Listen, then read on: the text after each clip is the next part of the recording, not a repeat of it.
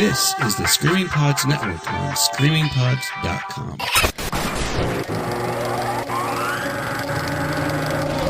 Something's coming.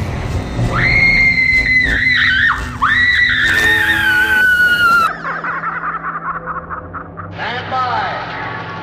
Hold on to your hats, here we go.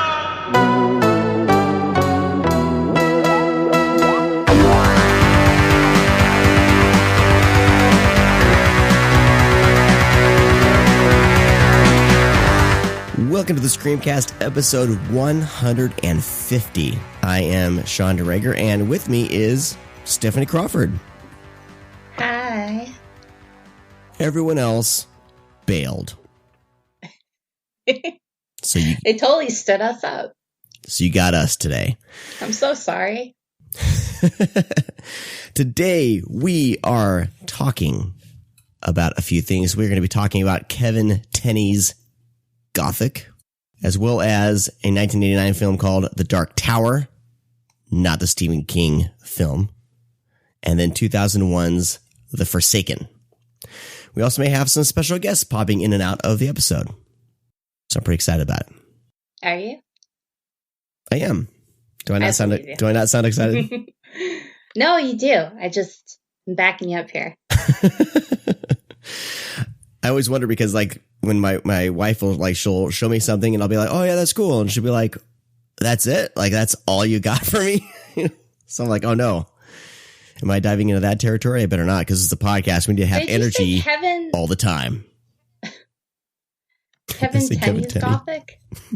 You said Kevin Tenney? I said Kevin Tenney. I'm like, I watched the wrong Oh, man. Yeah, this is starting out fantastic. Ken Russell. I'm like, oh God, can I see like a witchboard version of Gothic really quickly without Sean knowing? Well, I was just listening to Bloody Popcorn, and they were talking Kevin Tenney. So I must have got my wires crossed here. It's still early. We're recording early on a Saturday morning, and it's 7 a.m. people. Yeah. So, Ken Russell, not Kevin Tenney. And now, people give a shit online, which is fine. No, I think we should make the entire episode. What would it be like if Kevin Tenney directed Gothic instead of Ken Russell? Yeah. I know my imagination's going. Okay, but kind of indicates your imagination is not going. So I'll let this go for now. Well, we'll talk about Ken Russell in a little bit because he has some issues. So I don't know. Yeah. They would be it would be two very different films, Kevin Tenney's Gothic or Ken Russell's Gothic for sure. So maybe we can we can do that. We'll mess around. But first, let's jump into what's on our doorstep. Holy cow, I almost forgot. We'll get the door.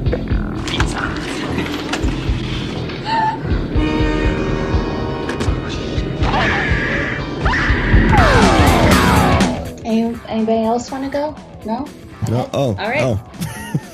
I know it feels like we've, I don't know. I work in an office and we have meetings, and it feels like the Monday meeting where like everyone's called in sick or is on vacation, and it's just like me and like my boss and like the one other employee in the group, and we're just kind of sitting around just trying to make the meeting work.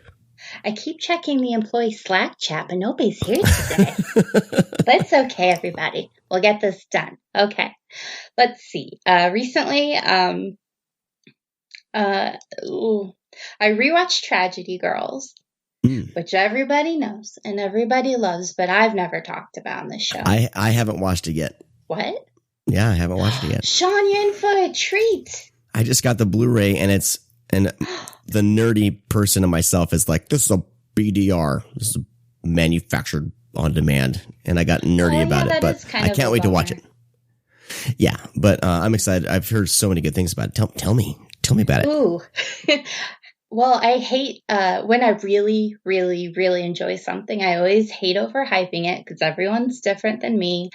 And I don't know if you've noticed this. Sometimes it can have an effect if something is like everyone loves something. Sometimes I'm like, well, I don't know. Oh yeah, that happens to me quite a Maybe I'll bit. put off watching this. Like, so I don't like to cause that to happen to anyone else. But Tragedy Girls is, it's wonderful if you like your horror to have a little bit of humor in it, but not a full horror comedy. It has a great sense of humor throughout it, but the kills are awesome. The characters they're full, like, beautiful characters. They have an arc that makes sense. You really care about them. And if you like the Final Girls, you'll probably really like Tragedy Girls. So many girls. Awesome. So, yeah, my first time for this year. It's one of those movies I immediately want to watch again and, like, force it on all of my friends. I love movies like that. So I'm glad you got the Blu-ray. Are there any extras on it? I think there's a couple. I don't have it nearby. I think it's just a commentary. I think. It's on my massive to watch I love pile. commentaries enough. Yeah, why isn't your Sean stack right next to you? Well, it is. I'm looking at it, but I can't read it right now. It's somewhere in there. Okay, and beneath Repo Chick. Another one I watched on yeah, it has stars 2 different Marvel actresses.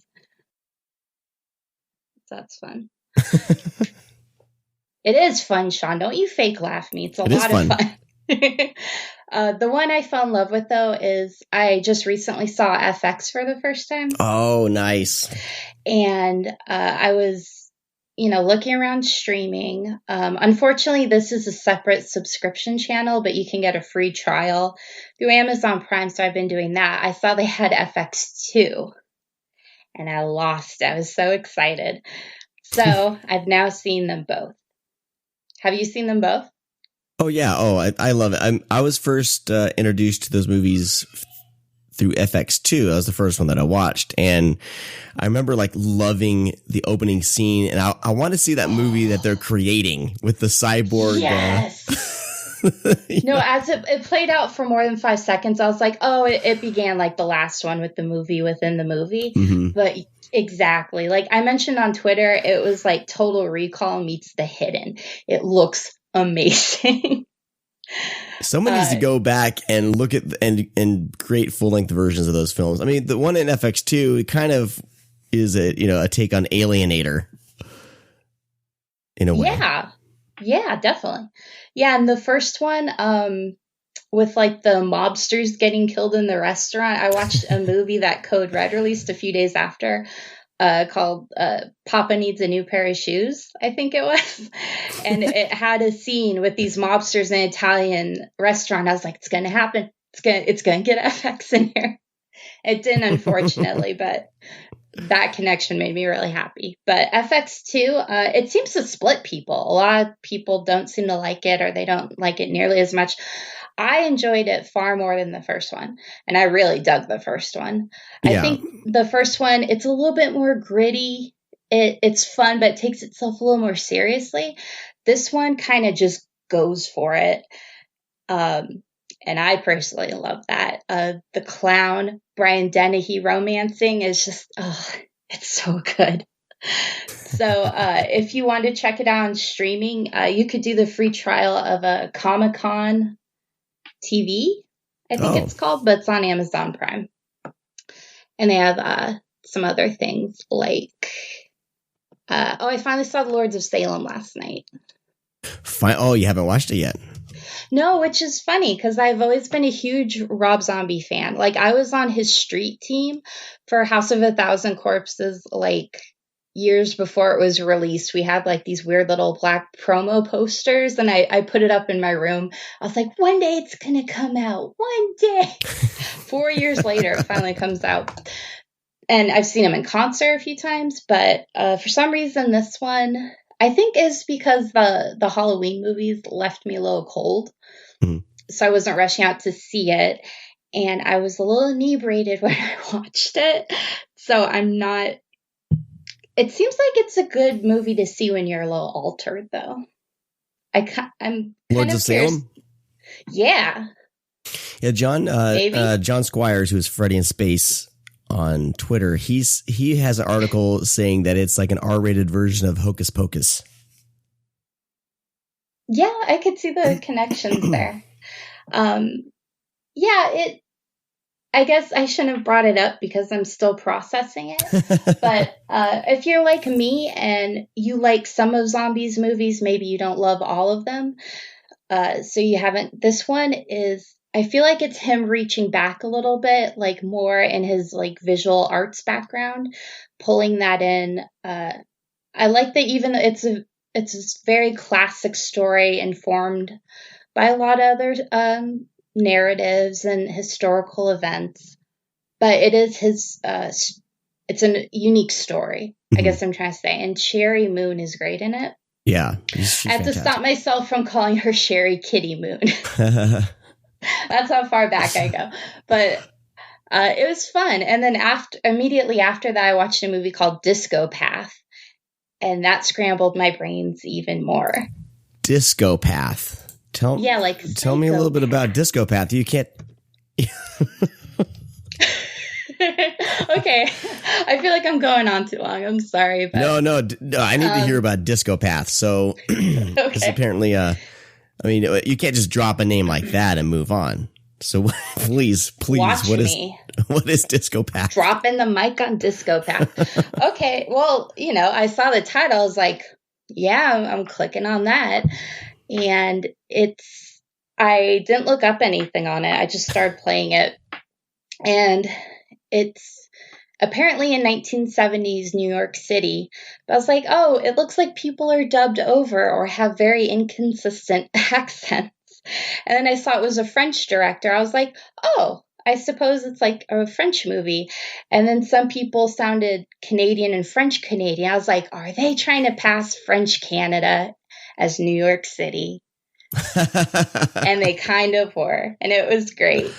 But fairly early in the movie, no spoilers, the lead character finds a reason to immediately get on Quebec Air. And then the movie is like mostly French subtitles after that.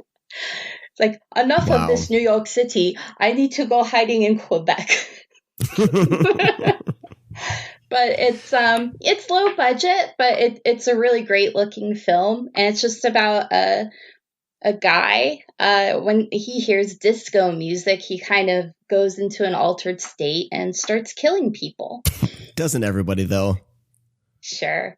But I was surprised looking at the budget, like they like officially licensed out like really good songs and like actual disco songs, which I was impressed by. A lot of people were saying it's like inspired by Giallo, which visually, yeah, there's one death scene that would totally be at home. But it's kind of like, okay, do you know the Donnas albums where like they're in their like bedroom looking all cool, like the teenage bedroom? It kind of reminded me of like, this movie kind of looks like a early Donnas album with like little hints of Giallo. But I would actually, if you're kind of, yeah, it's definitely worth checking out. It's not amazing or anything, but it's unique. It's unusual, and the accent game is fascinating. So I would recommend it. Where did you find this on? Was it on Amazon Prime or Netflix, or where did you find this? Yeah, it was either on that Comic-Con streaming, or it would be on regular Amazon Prime. Either Comic-Con streaming. That's new to me. Yeah, it looks like they mostly focus on like fan-centric documentaries. Like they had a documentary about the supernatural fandom on there, but they have some very random horror movies too. So it's worth the 7-day trial. Like I'm cheap, so I just cram in as many movies as I can. So Sean, what's on your doorstep? My doorstep is lacking this week. Not very, not very high. But that's fine. I did finally get around to not finally. I guess it just recently came out, but the sequel to Skyline, Beyond Skyline. Stephanie? What are your thoughts on Skyline? Did you ever see the first Skyline? Okay, well, first I'm going to ask you, what is Skyline? Okay, never mind then. Skyline is was a low budget science fiction film that came out, gosh, 5 or 6 years ago, maybe. But it basically takes place mostly in an apartment complex, and aliens are invading, sucking people up through the air. Pretty cool visual. It's directed by Liam O'Donnell, who was a special effects guy. I forget what movie he was working on. He was working on a big budget alien invasion movie at the time as well. I want to say it was what was that one where it's like soldiers versus aliens. What is that? It got bad reviews, but I loved it. And anyway. So he Battle Los Angeles. Oh, okay. I'm not sure if he was on that. He was on some big budget film that came around the same time.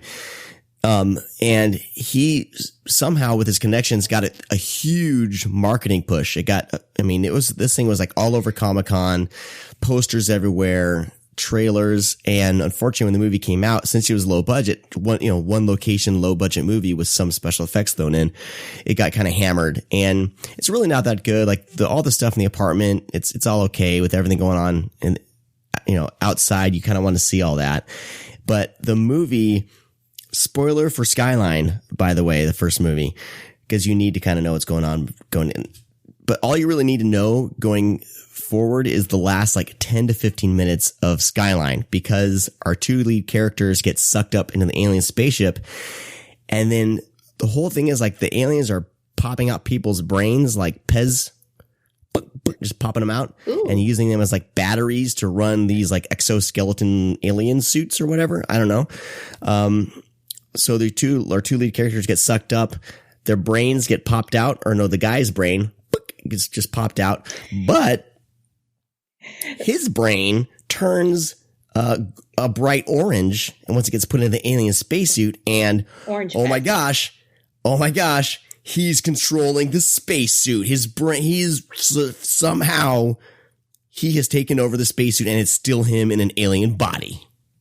Wow, you just sold this movie to me. I'm writing it down. And then he goes in this action pose. Oh, and his girlfriend, or they find out during the movie that during Skyline, you find out that his girlfriend's pregnant. So, anyway, he does an action hero pose, and Skyline ends. So, of course, you're wondering, that's you want to see more, right? When a movie ends like that, you're oh, yeah. What is going to happen? I need to see what else is going on, but it ends. So I would say only watch the last 15 minutes of Skyline. If you don't watch the whole thing, it's fine. But that last 15 minutes is so Sean is every filmmaker's crazy. Friend. It saves the whole movie. I'm not. We'll get to that in a little bit. I'm not every filmmaker's friend. So Beyond Skyline takes it from there, and Frank Grillo stars in this one. And if you put Frank Grillo in a movie, you had me at hello. You had me at Grillo. Am I right? Yeah, there you go. Oh my God. So, same scenario. Aliens are sucking everyone up, and it's him and his son. They have a strained relationship, and all this shit starts going down. He's like a cop, or he's like a cop on leave or something. I think his wife, I don't know, some tragedy happened. He's like a drunk ex-cop or on leave or whatever. And all this shit starts going down. Yada, yada, yada. Don't want to spoil it, but the characters from the last movie do appear in this one.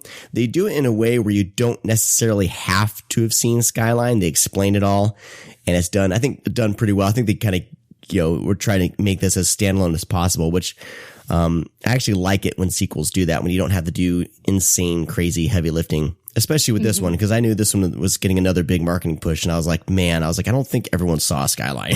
So, but no, it's pretty great. Sorry. Yeah, no, the effects are pretty great.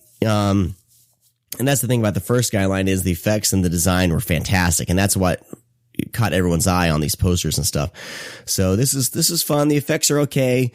There's some chintzy CGI here and there, but it's fun. It's surprising. It's R-rated, which is great. Brains popping out left and right.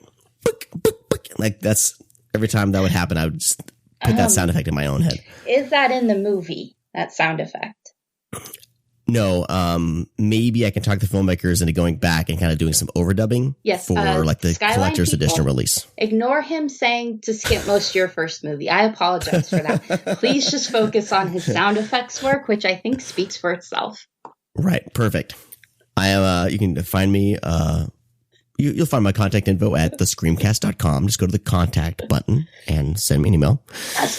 But I think they knew what they had with their first movie. Like, it was their first movie. So I think it got unfortunately overhyped. Like you're talking about being overhyped. It got overhyped. And I think if people would have discovered, Skyline on, say, Netflix, people would be a little more generous to it, I think. Yeah, that's interesting because I looked it up and I do remember seeing that poster and it's like I just glossed over it. I'm like, oh, I assumed it was like another big budget, glossy, kind of nothing sci-fi movie. But if I would have seen a trailer with like brains popping up, I'd be like, yep, I'm in. Opening weekend, I'm in. So yeah. It's kind of interesting where marketing money goes sometimes. Yeah, and they marketed the hell out of it. I mean, I don't know. But that's Beyond Skyline. I highly recommend it. If you love science fiction, action flicks, definitely great. If you were kind of wary going into this based off the first film, I think this is the vision they originally had. They just had budgetary constraints, which is why Skyline ended up in like a one location type film. Oh, okay. But no, this scratches all those itches you were missing from the first Skyline. So all right, moving along. I didn't talk about The Box last week, did I?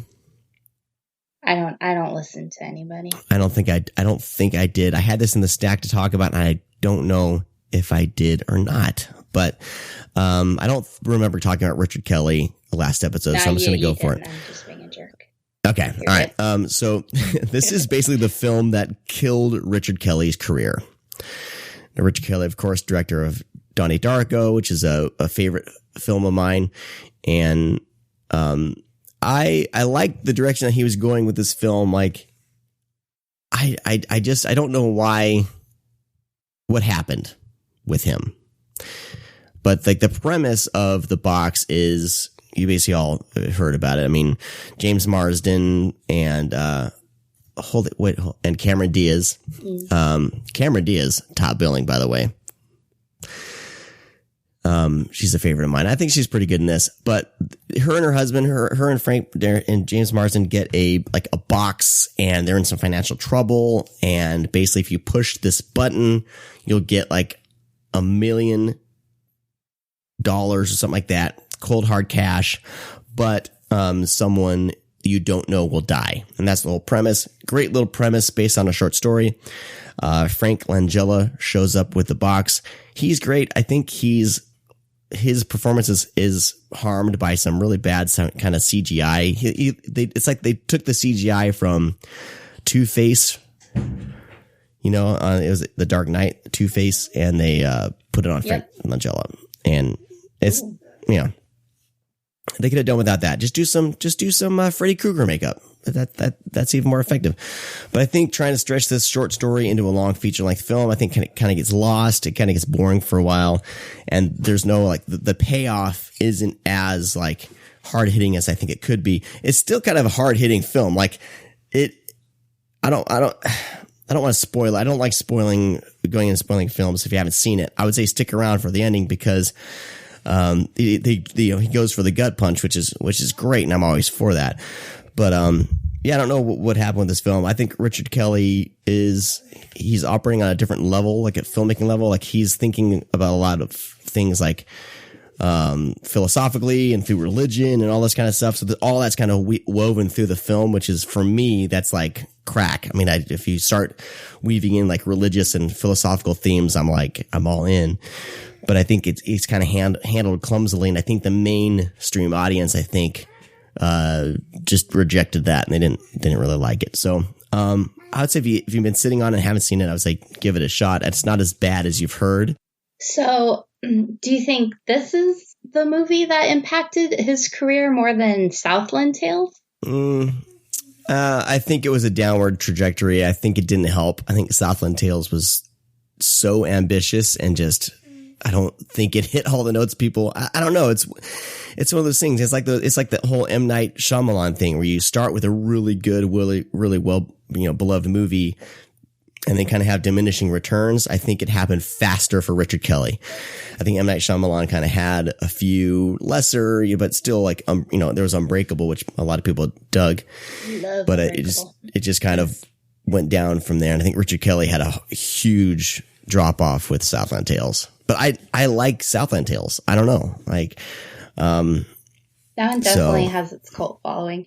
I think with you start out with a movie like Donnie Darko, and a lot of people have a downward trajectory, like you mentioned. It's that your first movie that you get done, that first screenplay, you've had years to hone it. You can make it perfect.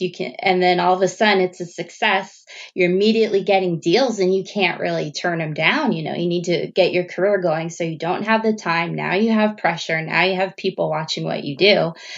And if you don't have that luxury of time anymore, I think that's why we see that so often with like a near perfect first film and then kind of down from there.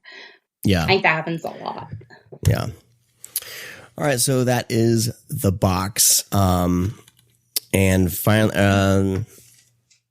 I'll mention it really quick. The Cloverfield Paradox, I gave that a watch. And that was this whole marketing thing where it just got dropped on us. And I heard that there was some troubled productions and troubled production and all that kind of stuff. And that, who's the studio releasing it? Paramount kind of, it was reported. It was like, oh, it's just been dumped to Netflix. But I watched it. I am a sucker for space horror. So I dug the hell out of it. Like I'm a fan of the movie Life. I'm a fan of the Alien movies, even the most recent, like Prometheus and Alien Covenant. I look past all the flaws and I just love it because it's horror in space, and I dug this movie. I think they're having a hard time weaving this Cloverfield stuff into these films because none of these films start out as Cloverfield movies and they're kind of either after the fact. Like I think they did this with 10 Cloverfield Lane where I feel like they bought either it was close to being finished or it was the finished film and then they tacked in some Cloverfield stuff. Dan Trachtenberg, the director of 10 Cloverfield Lane, has been he's maneuvered around these questions. So everyone's kind of keeping everything quiet on how they do these films. But to me, it looks like they're taking all these unrelated things, trying to weave in this Cloverfield stuff, whether or not, like, they don't really care if it really ties into everything. This one there's a little more for sure. Like, yeah, this is related to Cloverfield for sure. I don't want to spoil anything, but for sure. They tack that in there. But for me, I think it's doing a disservice for these as films because everyone's going in expecting this. Oh, we're going to learn more about the Cloverfield universe. And I'm like, no, these are unrelated. But this, one thing relates directly to the first movie. I'm like, yeah, it's tacked on. Can't you tell it's tacked on? So if you approach these for what they are, I think they're fun little genre exercises. But I feel like they're doing a disservice trying to tag, bring all this extra stuff in, and I don't know if it's going to work because the next film is going to be coming out in October, and it takes place in World War II, and then apparently there's another one that they already have lined up that's already done. So they're buying up these movies and tacking in the Cloverfield. I don't know. Calm down, Cloverfield. For what it is, if you just take this as a sci-fi horror flick, I think there's a lot of fun to be had. Some paradox stuff. Oh, it's in the title. That's a lot of fun, and I don't know. So if it didn't have Cloverfield in the title, how would you rate it as just a space horror movie? I would rate it probably along the same lines as Life. Just, a B-level science fiction shit goes wrong in space flick. I mean, it's really, it's not it's not that original really, but I mean, You know, for me, it was just a good little hour and a half, you know? Yeah, if you're a fan of that genre already, it's kind of like it's almost like a comfort movie because there really isn't anything unique about it. And I'm not really saying that in a derisive way. It kind of just hits those classic hell below, hell above kind of scenarios. And there's a lot of things I liked about it. And I'm trying not to think, or I guess just be too harsh about the whole Cloverfield thing, because I do like that this big franchise really, really doing things a lot differently. And I'm really interested in seeing how that goes, even if I don't love everything. So I'm just kind of enjoying people are trying something different with the big franchise. So yeah. I do not like the immediate hate, you know, that everyone tries to just be the first, because this movie came out after the Super Bowl. It's like by the time I woke up, all of a sudden there's all these spoilery like tweets and all. Yeah, it's just like, guys, give this thing a break. You know, let this thing breathe a little bit. You know, I think a lot of people went into panic mode when the ad went up during the Super Bowl. They're like, oh my God, open up my Word document. I gotta get ready for that. Yeah. What? I didn't get my free press screening? What? I think look. I have to watch on Netflix at the same time as you. I think, this is just me reading the scenario, okay, Film Twitter, so don't crucify me, all right? But I'm just reading the room. Here's what I see. Whenever paid critics don't get to get the advanced screening, and you can tell me if I'm wrong, but if they don't get that advanced screening or get the invite to watch it before everyone else, they automatically assume the movie's shit, and then they automatically go into kind of tear it apart mode. And I've seen this time and time again. This is all happening with Duncan Jones. He has a movie coming out, and people were all getting all butthurt that they didn't get an advanced screening. So automatically they're saying, well, I heard it sucks. Word is it sucks. It's just like, everyone relax, view these films for what for what the filmmakers created. Let them breathe. If it's bad, it's bad. Okay. But I feel like there's a lot of people dancing on the graves of some of these movies, excited that they suck. And that kind of bums me out. Because I always approached films like, I want to enjoy the film and I want to see, you know, what the filmmaker had in mind. I want to see what worked and what didn't, and go from there, and really not be happy that a movie's bad, in a sense. Where I feel like a lot of people with Cloverfield Paradox were just like having just so much fun ripping it apart. And I just think, like, that shouldn't be a job as a critic, in my opinion. And I know there's people out there that disagree with me. I saw some sub tweets after I tweeted some shit, so I know what's up. Rabble rouser. Yeah, that's nothing new though, because like decades and decades ago, I like reading old reviews. I have like books of old New York Times reviews and stuff. But that would happen. That was kind of a classic thing. They wouldn't screen movies for critics if they tested poorly with audience, or the studio just didn't have faith in it. And that set the tone. And as much as technology changes, that's what everyone assumes. And a lot of the time it is true. But it's not true all the time. And especially now that we have these super fast release dates right after something wraps, you know, like it used to be like if something went straight to video, that means it was terrible. And Netflix has completely changed that game. It would be nice if we kind of slowly started changing our thinking that way. I completely agree with you. Yeah. But this has been going on for a long time. Like critics would even put it at the beginning of the review, like Roger Ebert would do it. He'd be like, they didn't screen this movie for critics, so I had to go pay for it myself. And now I see why, you know? Roger Ebert has some really nasty reviews. No, sometimes like I'll just go into his website and like click on like things he rated 2 stars. And it's great. Yeah. Yeah. Well, it's been around. Film criticism. Look, I've never been paid for a film review. I don't rely on clicks or anything like that to make a living. So I get it. I get the struggle. I get I get it, you know, but I'm just, you know, I'm just saying, like, look, I look at reviews as constructive criticism. You know, I don't know, but the next movie I'm going to talk about, I didn't like.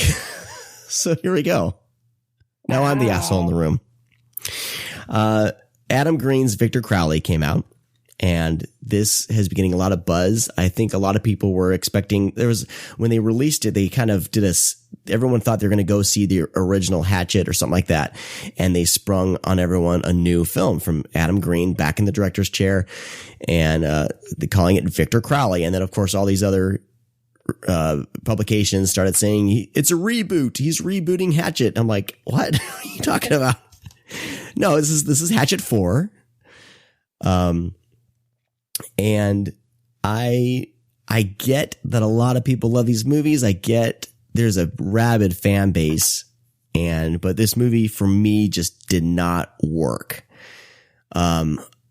So preface that with, I love the idea. The opening scene is great. It really sets the tone. And I love the first Hatchet movie, and I kind of like the second. The third one is okay. But I think with Victor Crowley, it's more of the same. Once it kind of gets going, you have all these characters together, and you don't really like many of them.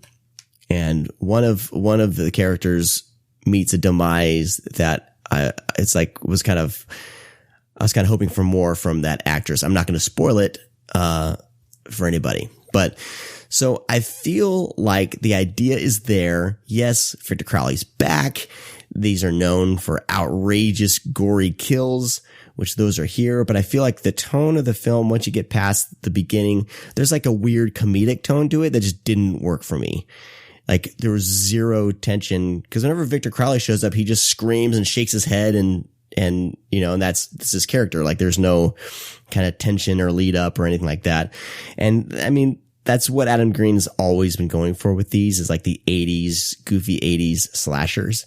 But I think even those had at least some attempts at kind of dread and fear. And like this is just, to me, just a horror comedy, like straight through horror comedy with some fun gore gags and nothing more. And I know, and maybe there's expectation, because I was like, man, because the idea is so great and you can really craft like a film that it can be both funny and terrifying. But I just feel like Adam Green just isn't interested in that. So it didn't work for me, like at all. But I own all these movies. Yeah, and I love the idea so much. I own all the films, and I hope maybe someday I'll turn around and embrace them. I don't know.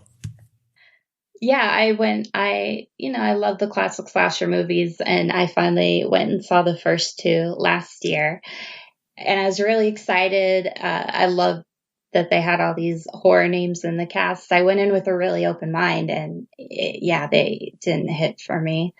And I think it's one of those things where I'm really happy it exists, and I'm happy people love it. Like I don't. It's not like an angry, I hate these movies. It's like, oh, these don't work for me. No. But, I'm glad you guys are enjoying them. Yeah, I feel like I feel like the old guy now, who's just, I'm like, am I missing something? Like, what am I missing? Geriatric horror bitching hour. We hope you've enjoyed yourself. No, but I mean, anything that has a rabid fan base, I'm so happy that exists, because Adam Green has built a career doing what he wants to do, and that's always should be applauded and commended. It's same thing with Kevin Smith. I was joking around with Brad on via text or something, and I was saying like, Adam Green is like horror's Kevin Smith. It's just his fans haven't turned on him yet. Right? Like people turned on Kevin Smith quick, but he still has his fan base. But it was like, but Adam Green's never really reached the level of like Kevin Smith, but in the horror community, I feel like he's really well respected. He has Holliston, he has his podcast, and him and Joe Lynch, like I really respect both of them. It's just their movies for some reason don't work for me all the time. Like I think that Adam Green, like my favorite movies of his are Spiral and Frozen. I love those two films, and I think those work in many different levels above than just trying to be some horror movie. Frozen, I think, has some terrifying moments in it. Spiral is just if you haven't seen Spiral, check it out. It's great. It's an unsettling little film. I think it was his first film, or it was his follow up to Hatchet. But And then Hatchet's fun. Hatchet's just a goofy, fun flick. So, I mean, there's a lot that Adam Green does that I love. So it's just sometimes it hits, sometimes it doesn't. But of course he's going to go back to Victor Crowley because that's his bread and butter. That's where he's making most of his money. So, I mean, I'm sure they're fun as hell to make too. Oh, I mean, I haven't got to the making of. I hear the making of on this Blu-ray is just fun as hell. So, that always makes me, whenever I see those, a really good making of documentary and you see how much fun everyone's having, that really lessens the blow for me with, for these films. I really accept them more. I don't know if I said this on the show or not, like the movie The Expendables, right? Awful, stupid movie, which I kind of dig. But once I saw, I did, it's awful as it shouldn't work. Well written, but I love well acted, Sean.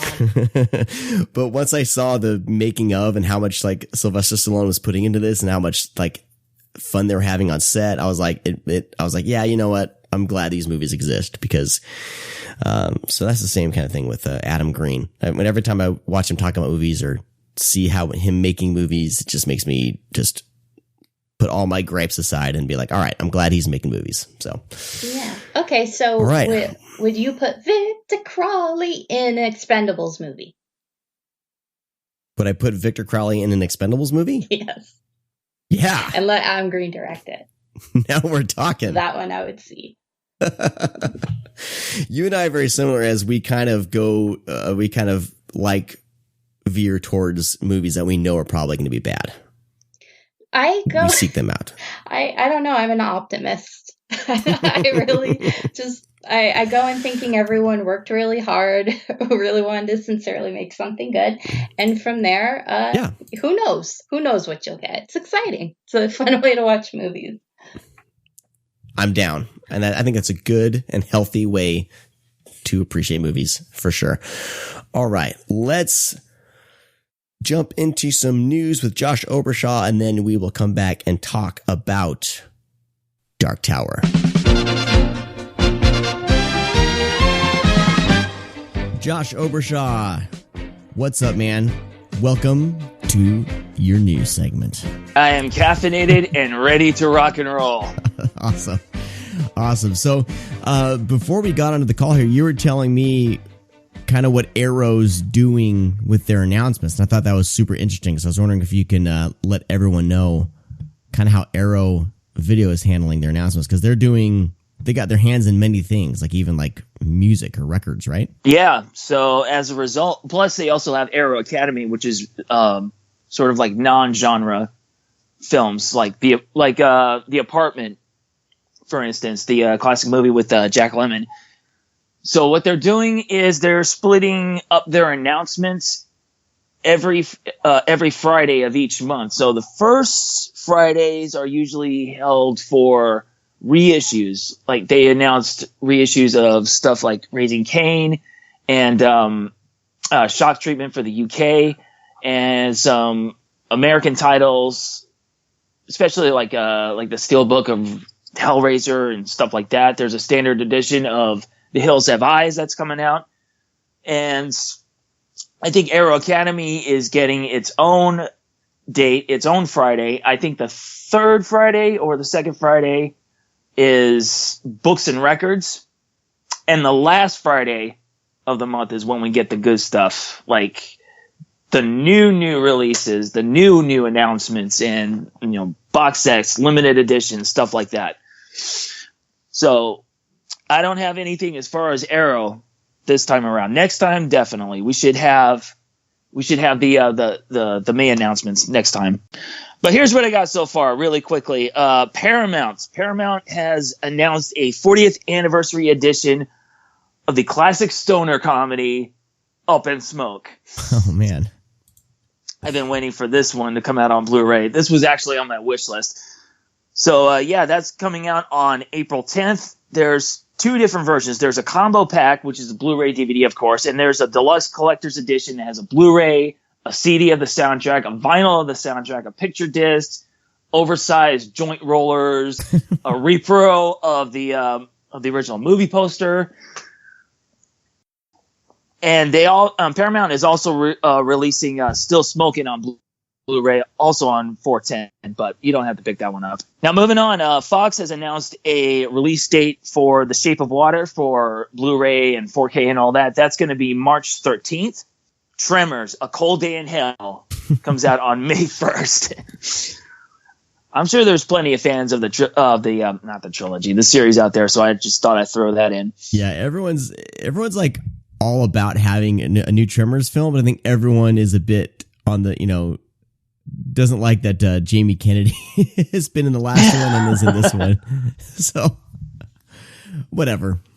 I'll watch it for sure. I got to catch up on that. I never made it past 2, so I got some homework to do. Yeah, they're not that great, but I mean, it's a fun little franchise. You know what I mean? Like exactly. Yeah. Good for some inebriated watching for sure. Yeah, that's true. Yeah, I got some Code Red titles. I kind of ignored Code Red for a long time. I'm sorry about that, but their announcements are kind of they announce something and then like 2 years later we finally get like maybe it just gets released quietly. That's true. But they got a movie called The Carrier coming out in March. There's no exact date for that. It's just March. But they've got 1989's Offerings coming out on March 20th. And they have a movie. They have 1991's The Boneyard coming out on April 3rd. Now get this. 88 Films is also releasing The Boneyard on April 9th. Of course. So, yeah. That's still a thing. That little, I don't know if you would call it a fight or whatever, but it's a bit of a feud. But Code Red's transfers are always really good.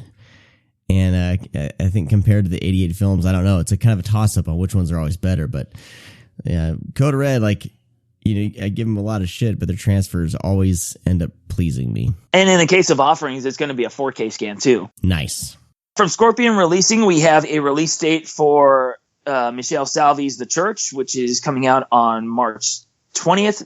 I don't have a release date in front of me for The Sect, but I'm assuming that's pretty close to that.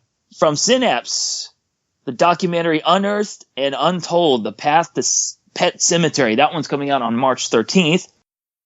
MVD Rewind Collection. This is that new label that we talked about last time. They are putting out the Jean-Claude Van Damme movie Lionheart on June 12th.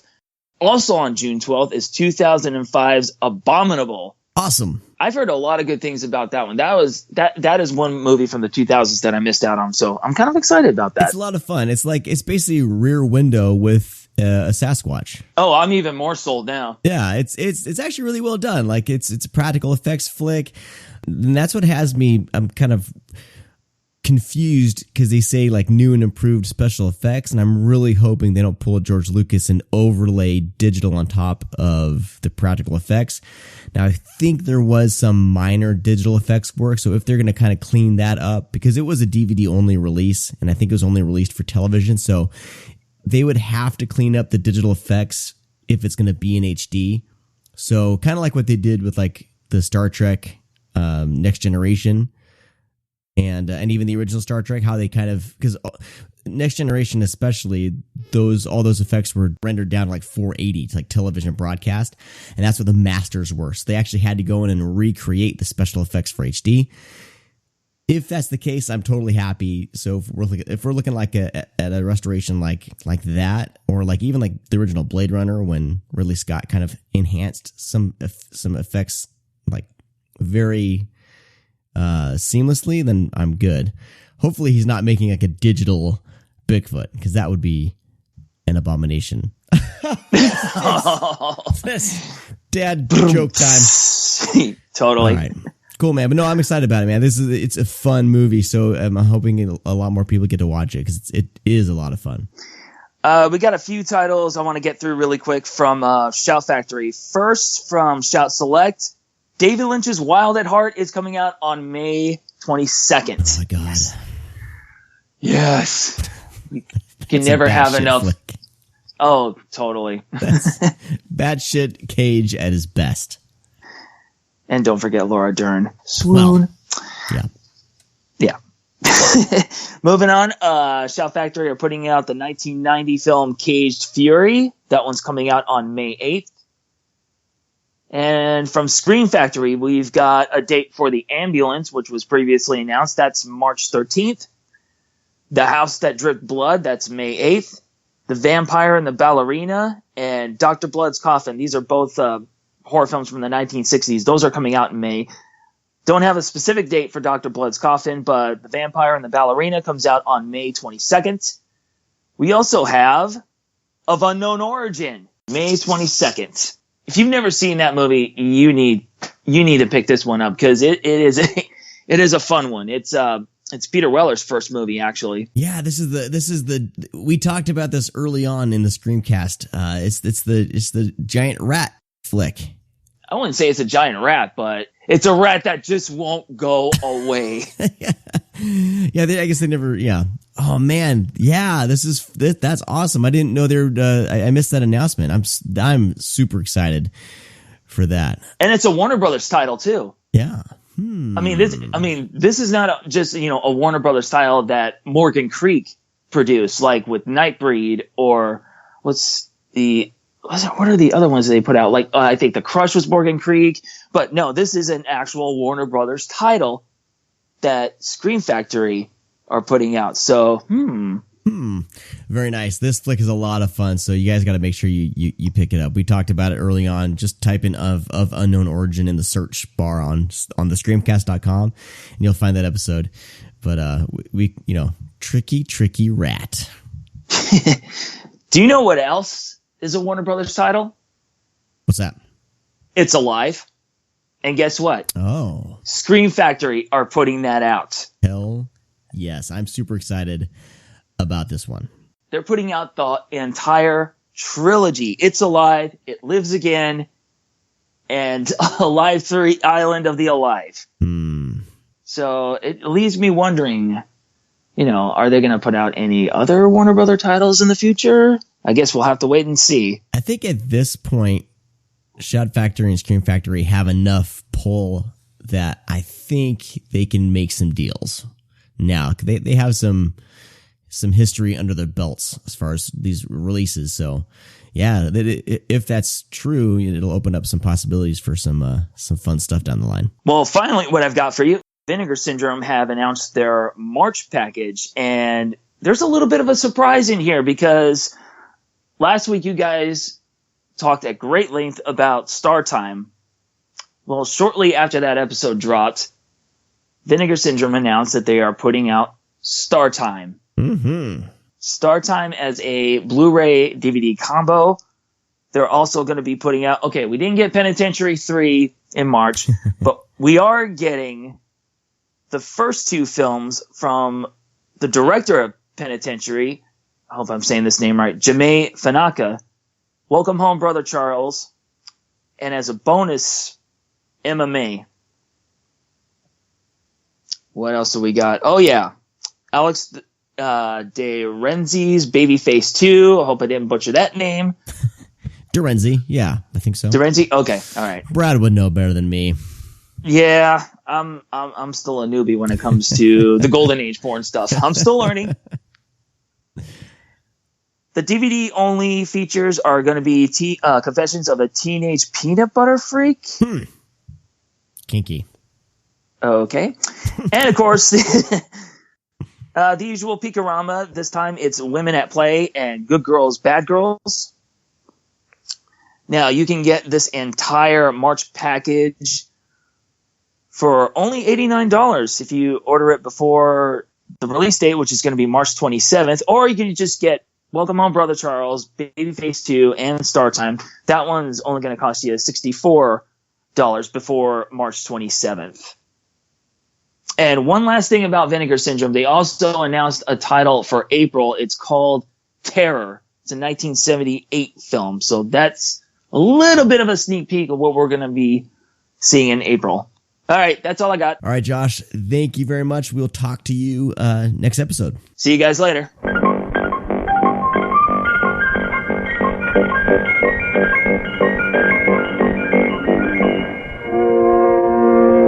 You don't believe me, do you?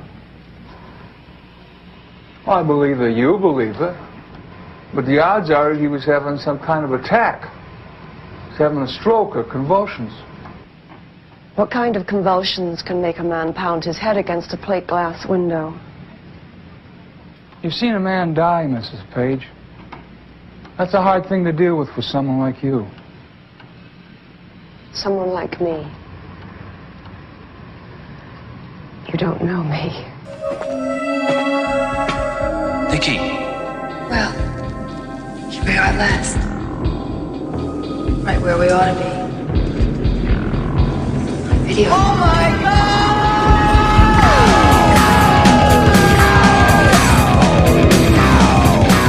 God! So today for video, oh my God, we are talking about 1989's Dark Tower.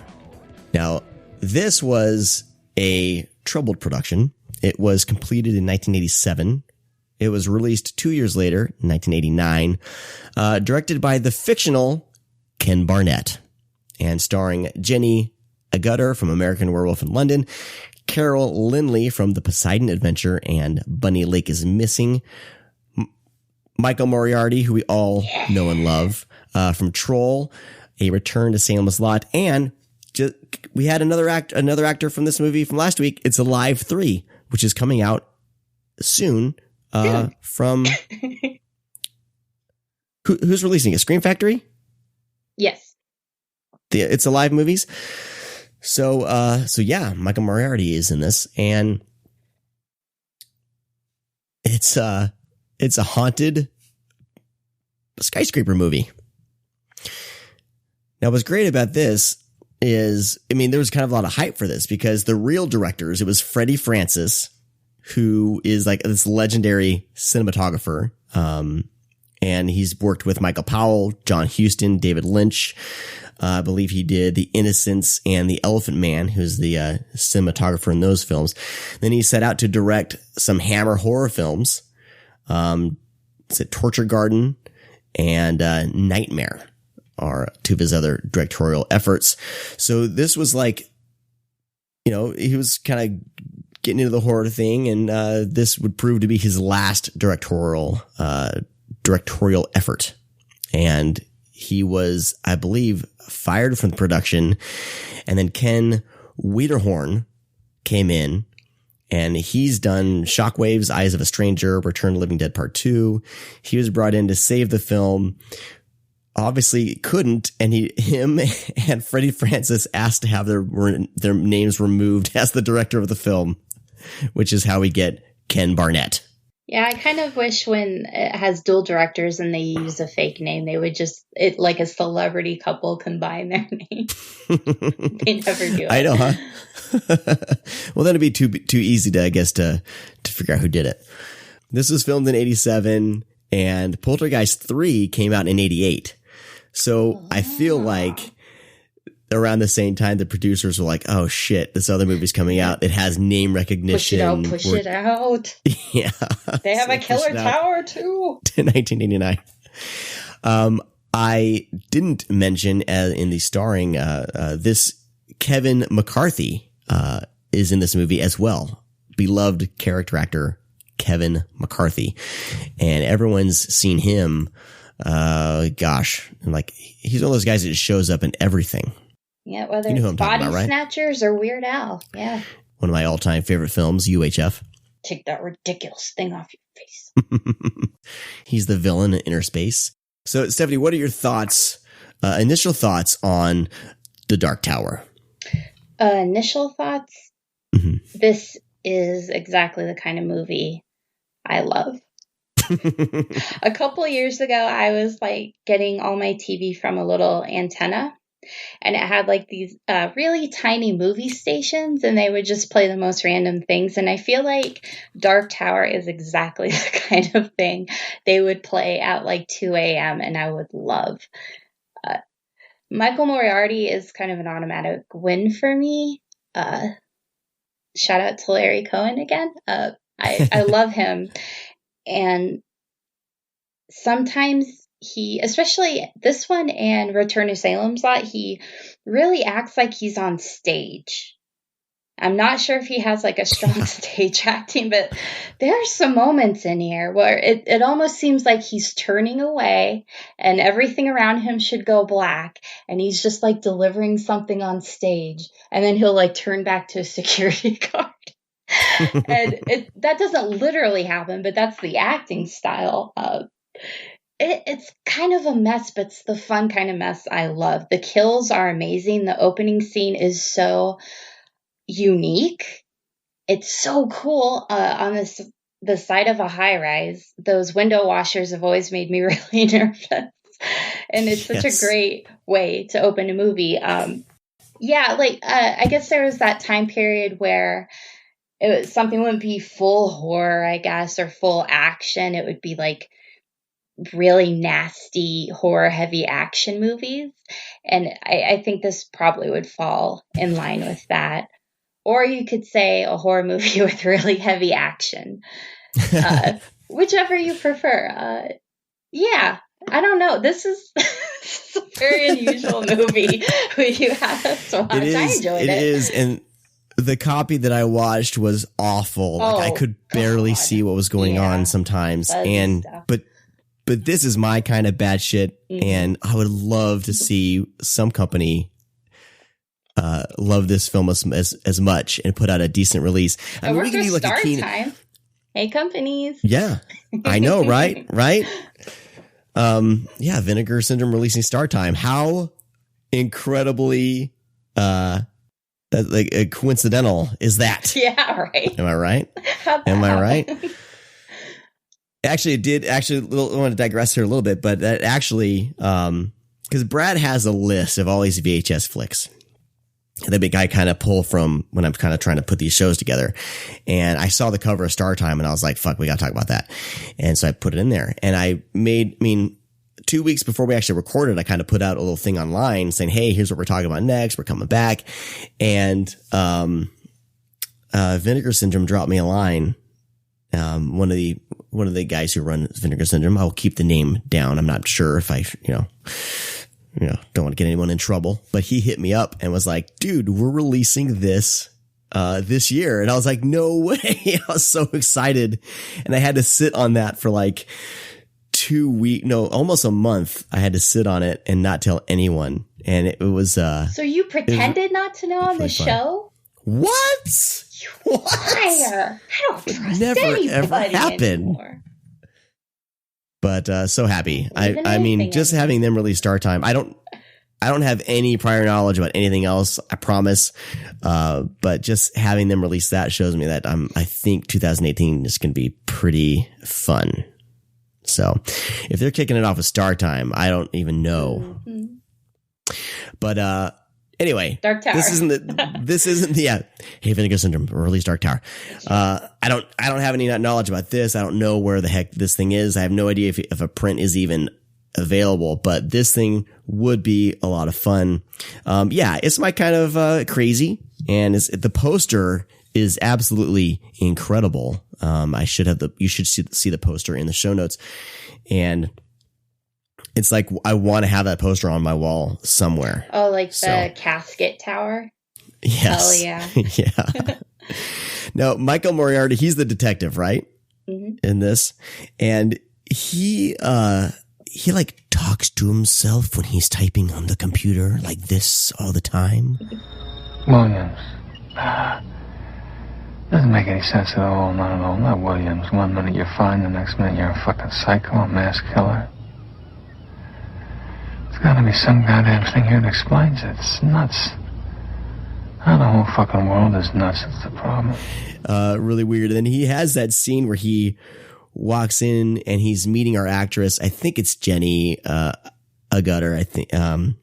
But he like invades her personal space when he first meets her. He like pulls a gun because she's working late, and he comes up to her. Why are you upset? Gun still drawn, and is like right up in her personal space. Right after there was like a mass shooting in the tower. What are you doing here at this hour?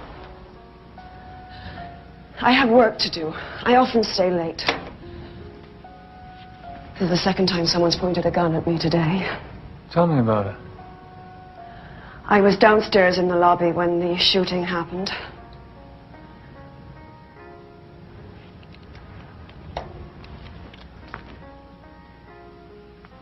Why didn't you want to talk to the police?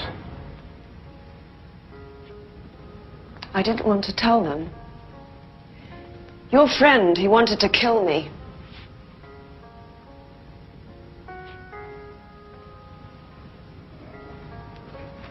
Well, they tell me he wanted to kill everybody. No, he was aiming at me. Yeah? Well, you're so special.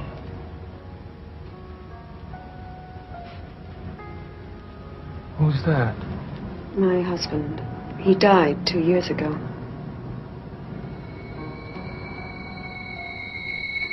And then that security guard comes in and he's like, "You okay?" And the detective just goes to her and he goes, "Well, I'll call you tomorrow." And he walks away.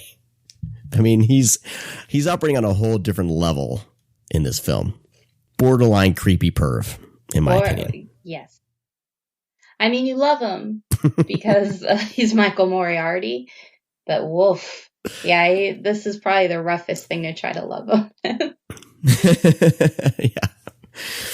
There's another line in this film where a woman he asks to this woman, or somebody asks, I didn't make a note who's talking, but the question is, are you married? And the woman goes, "No, I prefer to drink instead." Yes.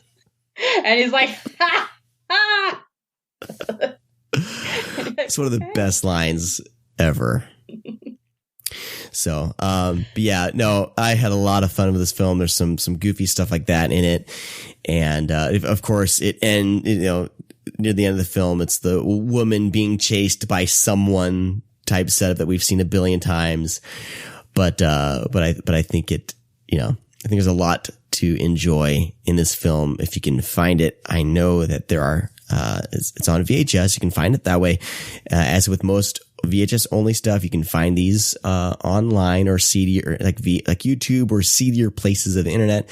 But I feel like this is one that should be, people should be talking about more. And I know that there have been a few articles written on this, and at I think flickeringscreen.net wrote something up, and then the pinksmoke.com had a write up because they were highlighting Kevin McCarthy movies, and this gets a really, really fun write up on the pinksmoke.com. I'll try to put these into the show notes. Really fun reads. And yeah, if you ever get into a rabbit hole of Kevin McCarthy films, it's just a lot of fun. Just look through his filmography, the films that he's made. Yeah, it's not a lost classic, but it's incredibly unique. It's a lot of fun. I don't think anyone would regret watching it unless your child was being born and you're like, hold up, I gotta watch the Dark Tower. Oh yeah. Dark Tower instead. And you might regret it then. But under normal circumstances, no, it's a lot of fun. Yeah. I mean, I would put this on the level of Star Time Discovery, you know what I mean, for this segment, but if you dig these types of flicks, you're gonna have a lot of fun watching this.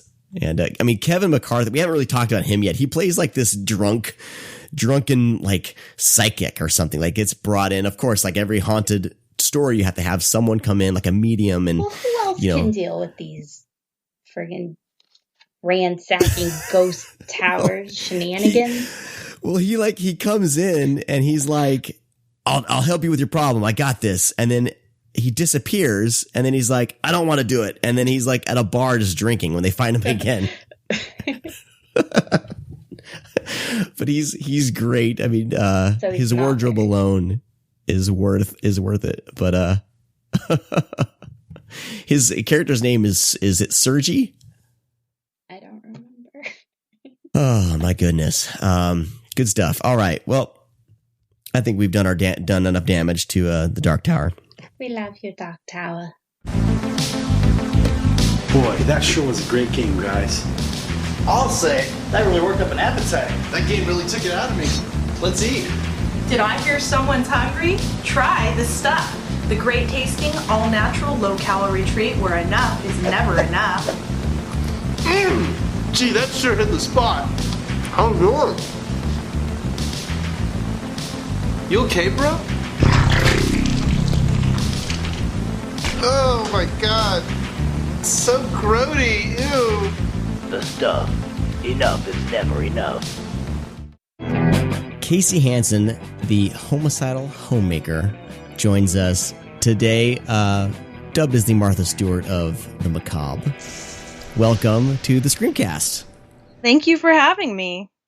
Of course, it's Women in Horror Month, so I figured it appropriate to have you on. We've been wanted to bring you on the show for quite some time, and we've been flying by the seat of our pants for the past year, so we haven't been able to schedule. So my whole goal is to start scheduling things and getting people on, and so welcome. Thank you. Thank you so much for having me. I'm glad that we could work this out. I've known about your YouTube channel, your cooking stuff.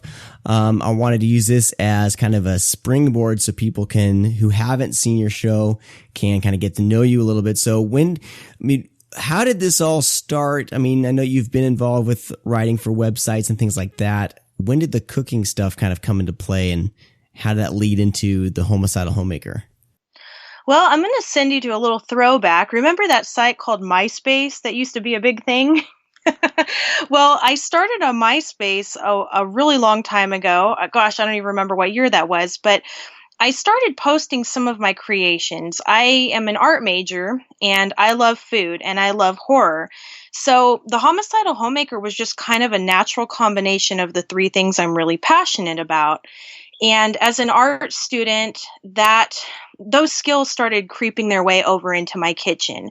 So it started off with cake decorating. I just got way too many bad cakes from a bakery, and I wanted to, try my own hand at it. So the food, combining like the food with art really started off on cakes and pastries, but I wanted to know how I could take them onto savory dishes and appetizers. And the whole idea of starting a blog with tutorials, it all kind of spawned from a Jell-O brain mold. I started posting these gelatin brains, and I didn't want them to look like Jell-O. I wanted them to look like actual brain matter. So that kind of was a little personal goal of mine, and I started posting them on MySpace. And immediately people were asking how I did it and if I would share the recipes. And I thought, well, that might be a cool thing to share. And I'm actually a web designer and a graphic designer. That's my profession. So I thought, well, I'll put something together and maybe 5 people will get a kick out of it. And I doubt anyone will ever make them, but it might be fun. And immediately people started showing an interest. When they heard the name, the Homicidal Homemaker, a lot of women felt that they could identify with that name, which I thought was really funny. And immediately people started making the recipes, which was really shocking to me. I couldn't believe anyone would want to make gross looking food, other than me. And that's when I realized that, I might have something special here. And I really started kind of fine tuning what I wanted to do. I always wanted to bring video to the website, but it just wasn't something that I really had any experience doing. And I didn't have any experience running a food blog for sure. So I kind of just dove into it and really did it as a way to express myself. I am very involved in the horror genre in other ways, but I felt like this was a really nice way for me to express the artistic side and also to utilize the skills that I use in my everyday career. I normally am doing corporate and medical websites and stuff that I really have no interest in. So it was really fun to get to utilize my skills into something that I was passionate about. And I did everything myself from the ground up. I did all of my own graphic design and all of my own photography. I didn't really have any experience taking photos, but, I did what I could and used what equipment that I did have at the time. And I always wanted to bring the video into it. So over the years, I really fine-tuned the idea of the show and the tutorials and what I wanted to do. And really, I thought it would just be kind of like the videos that are popular now with like Tasty, where it's just hands preparing food with narrative or just music. I didn't ever really think about hosting it as the Homicidal Homemaker. I thought maybe doing an intro and kind of doing some voiceover. And after a few years of kind of going back and forth with a few people that expressed interest in helping me with it, but they didn't really understand my vision or even respect it sometimes. I was very, very, very particular on how I wanted the Homicidal Homemaker show to be, just because up until that point, literally everything had been done by me. So it was really hard to hand off any roles to anybody else. And I started talking to my friend Ian of Neptune Cinema, and he has his own web series that he's working on now, doing a new season of.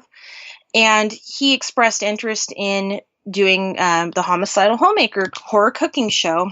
And this would be something very different from what he was familiar with doing. And he told me, don't think small, think big, think of everything that you want to do, even if it seems ridiculous. Just think big. Don't think about what you can't do. Think about what you want to do. And from there, the show it isn't just a cooking show. It started becoming like a little mini horror movie within every episode. And yes, it does add an excessive amount into production time, but I feel that's what makes me so happy with the episodes. I just don't think I'd be happy with it if it was just me talking about a recipe and doing the recipe. I love that my friends and we get together and we put all these ideas together and we put all of our skills together, and we're doing this on a very DIY shoestring budget. And we're doing things that, our jobs never require us to delve into those areas. So not only are we, having fun with this, and, my friends are helping me to make one of my dreams come true, but we're also becoming better at what we do as, for a living. Some of us, like Salvador, he does all of the music on the show. This has caused him to, try different styles of music than he was used to creating. And if it's something themed after a film, then we like to, create the music so it's similar to the music in the film, or at least gives the same vibe as that film. And, we combine all kinds of things. Like, a lot of people, they think it's all, CG. They're not realizing that, like, for instance, on the Krampus Gingerbread Men episode, spoiler alert, there's a killer gingerbread man, and he attacks one of our crew members. And a lot of folks, they thought that was just computer generated, but it was actually a puppet that Ian and I made. So all of the props on the show, they're all handmade for the show. And we actually made him out of foam, so he was a little flexible, and I decorated him like the cookie and painted him. And Ian actually puppeteered him using dowels and then composited those dowels out, so it just looked like the little gingerbread guy was walking across the counter. So these are things that, over time we've kind of gotten a little bit more and more and more ambitious. And, like, for example, our chopping mall episode, we wanted a kill bot. We wanted a real kill bot. So Ian built this little miniature kill bot, and that episode, I mean, that that was a pretty ambitious one. But we love how it turned out. We were really happy with it. So in a nutshell, we like to try to, make a little mini horror film and put it within the cooking show episodes.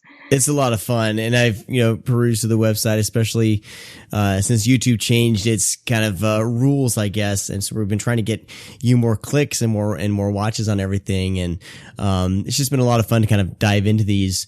But I wanted to kind of just, since our time is limited, so I was looking through everything and I was like, man, I want to do something for my office. We do potlucks like every now and then, like maybe like once a month. So what are some kind of cause some of them are different degrees of gross outness as far as how they look. Yeah, and not only with that, but I also do things for different skill levels too. So even people, like, if they don't cook whatsoever, I have something on there that is easy enough for them to make. So what are some ones that you can kind of easy, like a low skill level, and something that's not too gross? Like, what are a few of the recipes you can kind of recommend that I try out? I would definitely recommend the brain macaroni salad. I have 2 versions of it. I started, that was a blog recipe originally, and then I revamped the recipe for the show. So there are 2 different versions. There is one, so you start off with a Jell-O brain mold. And, most people, they think macaroni salad, that's a potluck staple, but how can you make it gross? And as soon as I started kind of looking at the elbow macaroni, I realized that could look like brain matter. So that's a really simple recipe. You should definitely not be intimidated by it. It's just as simple as boiling your elbow macaroni with a little food coloring to color it pink or gray or whatever color you would like to do. And then when you make your dressing for the salad, you again add food coloring so it's the same tone as the macaroni, but you add a little bit of unflavored gelatin. And it's not anything to be scared of. It's not going to be like gelatinous macaroni from the 1950s. It's just enough to hold it together. And what you do is when you mix that in there and then you weight it down with a plate and maybe like a can on top of it, it compacts it. So then when you unmold it, all of the macaroni sticks together. But the texture isn't anything different because it's such a small amount of gelatin. And if you don't eat gelatin, the original version used cream cheese as part of the mayonnaise in the dressing. So that's another option. And it looks super gross, but it tastes really good. And I can guarantee that, whoever you serve it to, they've never had macaroni salad shaped like a brain. And another one that's really easy is my edible entrails. And that was another one that was popular on the blog. And I did that as the first episode of my cooking show. And that's basically a morbid twist on pigs in a blanket. You just roll out your crescent rolls. Store-bought is totally fine. And you can make this as gourmet or as inexpensive as you like. You can use cheap hot dogs or you can use gourmet sausages. And you just lay those down the middle and roll it up and kind of form it so it looks like intestines. And then you use a little bit of egg wash over the top with food coloring. And that adds the color to it. And also when it bakes, it keeps it shiny and glossy looking. So they kind of look wet and gross. Okay. And very that's nice. A really, really easy recipe. A lot of folks have sent me pictures that they've made that with their children. So little kids can do it. And, as a disclaimer, a lot of parents say that they love me and they hate me. They love me because I've gotten their kids encouraged to get in the kitchen, but they hate me because their kids want to make zombie hot dog fingers or edible entrails every night. So I would say that, and again, the zombie fingers are super simple. They're just hot dogs, onions, and string cheese and, food dye to make them blue, like zombie fingers. So those are definitely 3 that I would recommend for any potluck that would really get a rise out of your coworkers. Very nice. Very nice. That'll be fun to try. I'll make sure I send you some pictures when I do that. I'd love that. I do have a fan gallery, and I'm getting ready to relaunch my website, and I will have a fan gallery on the actual website too. So pretty soon there will be a better user experience on the homicidalhomemaker.com. Very nice. Very nice. Yeah, I'm excited to try this out. So before we leave, I wanted to talk about the YouTube channel because this is important. Like with the whole them changing up these rules. So if you can you explain like what's going on and why it's important that we all head over to your YouTube channel and start watching these shows and try to increase your views there. Well, it's really frustrating because it's like YouTube set the goalpost further back. They give us YouTube partnership or the YouTube partner program eligibility. And that gives you, different features like custom thumbnails, which is so important. And it recommends your video to people when they're browsing. So now and then monetization, that's always been a tricky one, especially if you're within the horror genre, because they start looking at keywords and they automatically want to flag your video and think that it's not eligible to have ads on it. So not only was it increasingly difficult for smaller YouTubers to make money, but now it's basically being taken away if you have less than 1,000 subscribers or you don't have 4,000 hours of watch time in a year. And so the problem with the Homicidal Homemaker channel, we have more than enough subscribers, But we could always use more. So if you're listening and you haven't subscribed, we'd really, really appreciate that. But we do have more than 1,000 subscribers.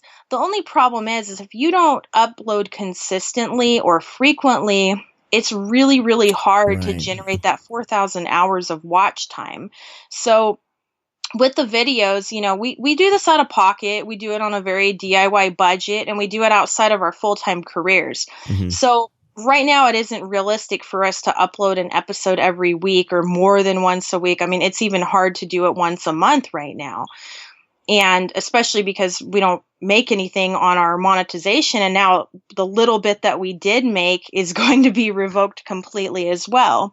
So any channel that, they don't upload a lot or consistently, it's really, really hard for them to reach that 4,000 hour mark. Yeah. It's almost like they're rewarding consistency instead of quality. Basically. Because like anybody can just upload YouTube stuff. I mean, my kids watch, they'll watch these YouTubers playing video games. They upload things every single day, and then our kids will come home and see what they played. So it seems, but they're not. There's no production value. There's nothing that my kids are learning. Or that anyone's learning from these. Where shows like yours, I feel like there's a lot more longevity, I think, to the content. Yeah, I totally agree. It's and it is frustrating, and it's affecting people of all channel sizes. Like for example, I have enough subscribers, but I just don't have enough videos on my channel to generate that type of watch time. However, I do know someone who has 200 subscribers. He has enough watch time, but he just cannot reach his subscriber threshold. So it's affecting everyone differently. So right now, there's a whole playlist on YouTube called Save Horror Tube. And if you also search that hashtag on Twitter, a whole bunch of smaller horror YouTubers are doing whatever they can to promote one another. And that's been really awesome.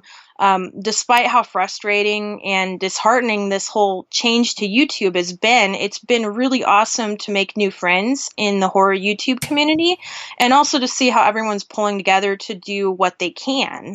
Yeah. So that's, everyone out there that's watching a smaller YouTuber and, they see the content and they enjoy it, do whatever you can just to, get those views up and get the watch time up, and, share it with your friends, because it's really, really important. A lot of people, they're losing steam and they're rather disenchanted because, like I said, the goalpost, it's like they've gotten moved further back, and it's been really frustrating for us. So we would really, really appreciate anyone giving us a watch. And, the episodes are not available just on YouTube. They're available on the I'm getting tongue-tied here. The Screambox platform.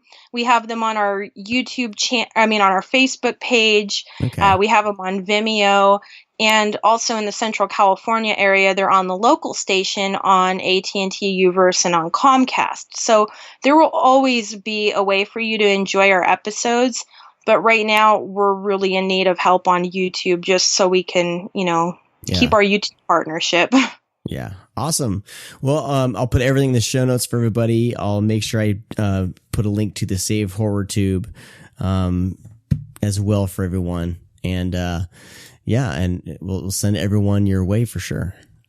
Thank you. I really, really appreciate that. And we have some really cool stuff planned for 2018, not just limited to horror cooking show episodes. We're going to try some different things. I have some creepy crafting videos and DIY to die for. So there'll be some new content coming, and awesome. I hope everyone enjoys it as much as we do.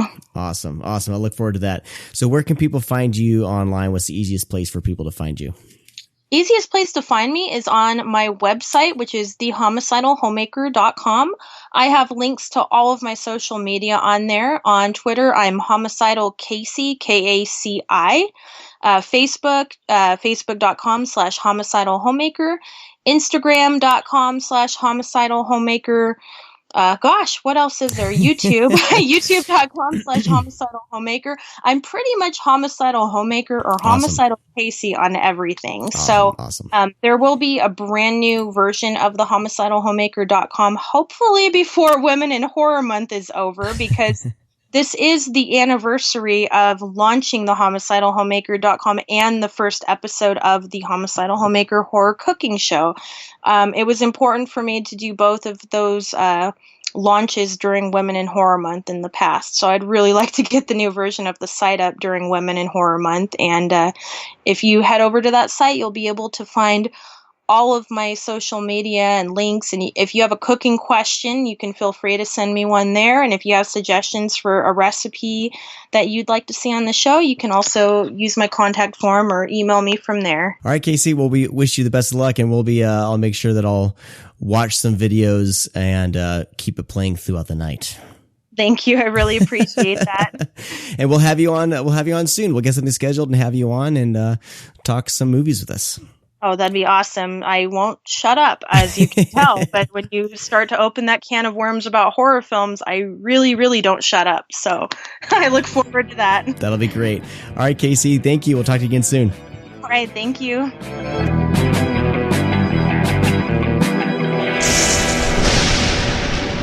So, can you help us out? Come to daddy, boys! We kill the source of origin, and we kill the strain. We got company. This spring, the night has an appetite. Let's see what you got. Nick! Nate, wake up! There's something very important I forgot to tell you. Don't fucking scream at me! You scream, I'll break your neck. Don't scream, miss. Don't scream. Let's talk about sexy vampires. Let's jump into Screams. 2001's The Forsaken. Yeah. This is directed by J.S. So how'd you pick Cordone. this one? How'd I pick the same thing? Brad has a list of movies that are in HD and streaming, but not on Blu-ray or anything. And I just kind of go through that list. And sexy vampire. Well, we were going to be covering another vampire flick, right? That I teased on the show, Fright Night 2. But Fright Night 2 was like on Amazon Prime for like a week, and then I guess they didn't have the rights to it or something, and then they pulled it. So all this planning, all the stuff I was going to do about Fright Night 2 out the window. So I figured we might as well do another vampire movie, and we ended up with The Forsaken. All right. So J.S. Cordone, he wrote The Covenant. Hey! Mm-hmm. Did you notice that started streaming after I told you about it? The Covenant? Nope, I was thinking of The Convent. The Convent. Ignore me. Anyway. Edit me out of this podcast. It'll just be me talking to myself. So J.S. Cordone, we've talked about him before. He directed The Slayer from 1982. He's directed other films such as Shadow Zone, which I have not seen, and other things. But The Forsaken, I feel like kind of got lumped. It came out around the same time as like Dracula 2000, and I feel like it kind of unfairly got lumped into just these shitty vampire movies with beautiful people, beautiful young actors in it. And I actually kind of dug this thing. It stars Kerr Smith, Brandon Fair, Isabella Miko, and Jonathan Skeech. I just thought it was like Shatch. Whatever. I can't pronounce anyone's. I'm just pronouncing it wrongly. Scheachech. He's one of those actors that whenever I see him, I'm like, oh, that guy. Like, that guy. He's like brooding and sexy and probably has abs under that shirt. Oh, but, Sean, okay. Yeah. He embraces the chest hair. Good on him. But he plays like the bad vampire. So this is very much like Lost Boys feel. I liked that it was R-rated. I was expecting like a PG-13 vampire flick, but it's actually R-rated. So I was like, okay, all right, we're going to start this movie off with some boobs. Okay, it's R, and there's some F-bombs. I can handle this. And unfortunately, I feel like, so what's the plot of this thing? It's like every other plot, right? But our main character, hold on. I'm losing. I'm getting ahead of myself. I'm getting all excited talking about The Forsaken, and I'm like losing my place here. Is it the abs?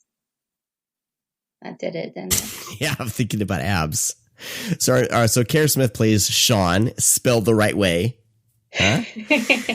He is hired to take this car across country as a job, and he's taking this job to take this car across country because it'll give him an excuse and a way for him to get to his sister's wedding. So he's driving from Los Angeles to Miami, and along the way, he picks up a hitchhiker who happens to be a vampire hunter, and his name is Nick, and he is played by Brendan Fair. But you don't see his abs, so Sean doesn't care. No, fuck that. He'll No barely abs. say your name. Gonna keep on going. So he picks up this vampire hunter, and then they also run into this girl who has apparently been bitten or something's wrong with her, played by Isabella Miko, and they end up getting pursued by a band of evil vampires, and it's standard vampire flick fare, but I think if you like these movies, I think there's a lot of fun to be had. One of my biggest complaints though was like Isabella Miko, like she's not really given a lot to do other than play like this infected girl that ends up naked like all the time.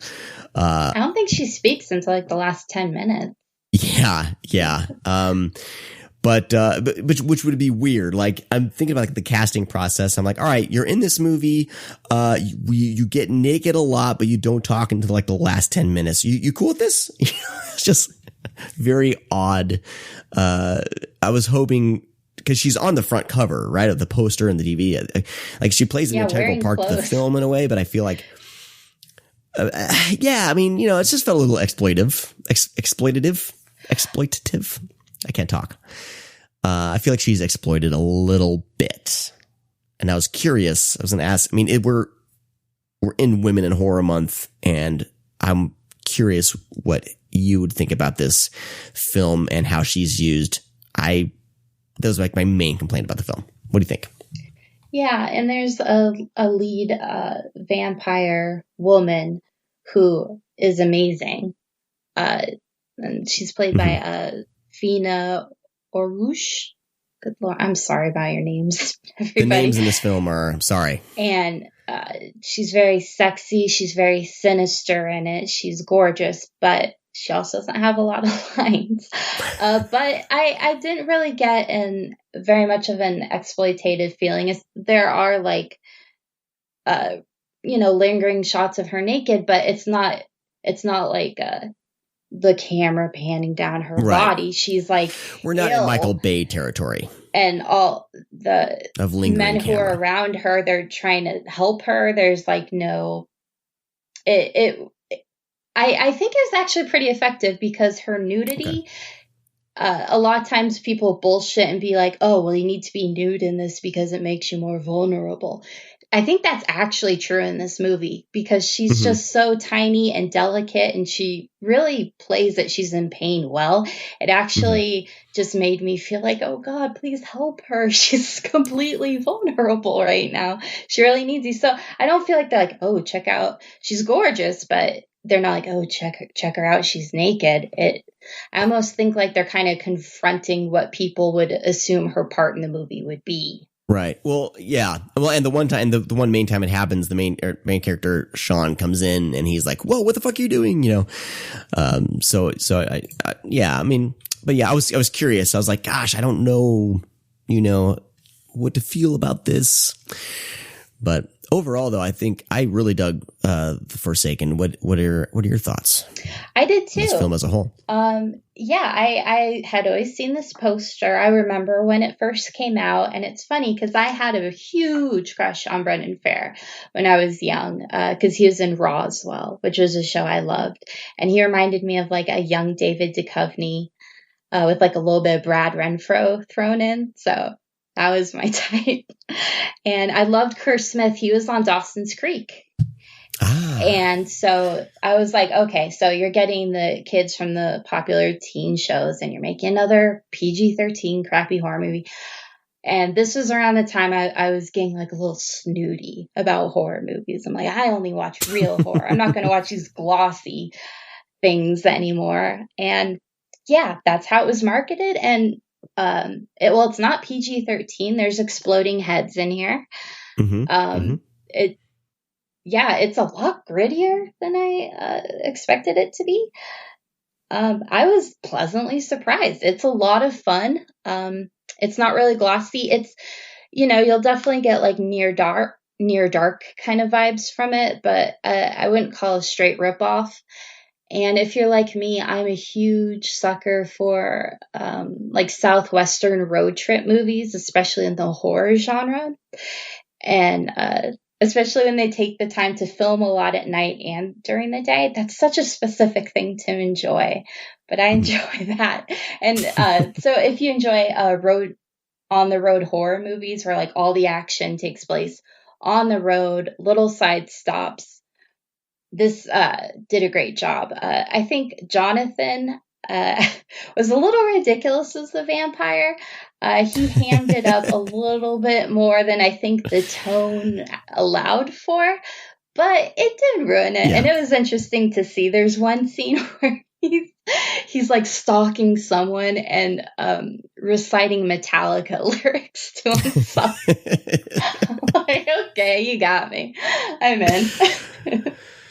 Oh my God. I mean, there's a scene when he meets those people on the beach, and I mean that gave me big Lost Boys vibes when they kind of stumble across that party happening on the beach, and he's like, "Give us a beer," Another. And they're like, "No, this is our beers." And of course, then people die. But doesn't he rip a guy's heart out? He ripped something out, and he drank a beer while he did it. Classy stuff. So there's moments like that really elevate what could have been. I mean, if this thing would have been like a PG-13 vampire flick, fuck this movie. Like it wouldn't have been as good. The fact that they went for it and decided to make it R-rated, and I feel like this got lost in the shuffle of all these movies that came out. It feels like a late 90s movie. It came out in 2001. The soundtrack is God. Kid Rock, Nickelback. I mean, the soundtrack will give you serious late 90s vibes. It feels like it got lost. And then the marketing, the poster didn't help because they were all marketing these movies like all the same, and just did not look appealing to me at the time, especially too when this movie came out. I was like, no, it's just gonna be some dumb stupid film.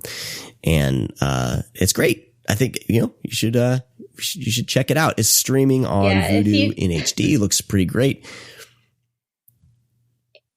Yeah. If you could take the movie title off your poster and replace it with like Urban Legend 4, then maybe you should rethink it. Yeah. Definitely. Yeah. It looks like, I mean, I know you did last summer, Urban Legend, all those. I mean, you can basically interchange all the titles on this poster pretty much, and it all looks the same. But, yeah, I think this is something you should, if you like vampire flicks and road movies, I definitely give this thing a try. Yeah. I still don't know why they use WB actors on the poster, making it look like that and rated it R. Oh, wow, queen bitch. There only can be one queen bitch. The battle has begun. Break your claws. Never pause in the race for the crown. 'Cause someone's going down. John Doolan from the podcast You Can't Sit With Us joins me right now to talk some vampires in the Forsaken. John, welcome to the Screamcast. Thank you so much for having me. I've been a listener for all these years. Nice to be on it for once. You're lying. You haven't listened to the show that long. I totally swear. I've been listening since you did the Scream Factory only episodes. Man, well, thank you. I've been wanting to connect with you, especially since your podcast came and joined with the Screaming Pods Network and this whole little experiment I'm doing. So it's really good to talk to you. Amazing. I'm so happy to be here.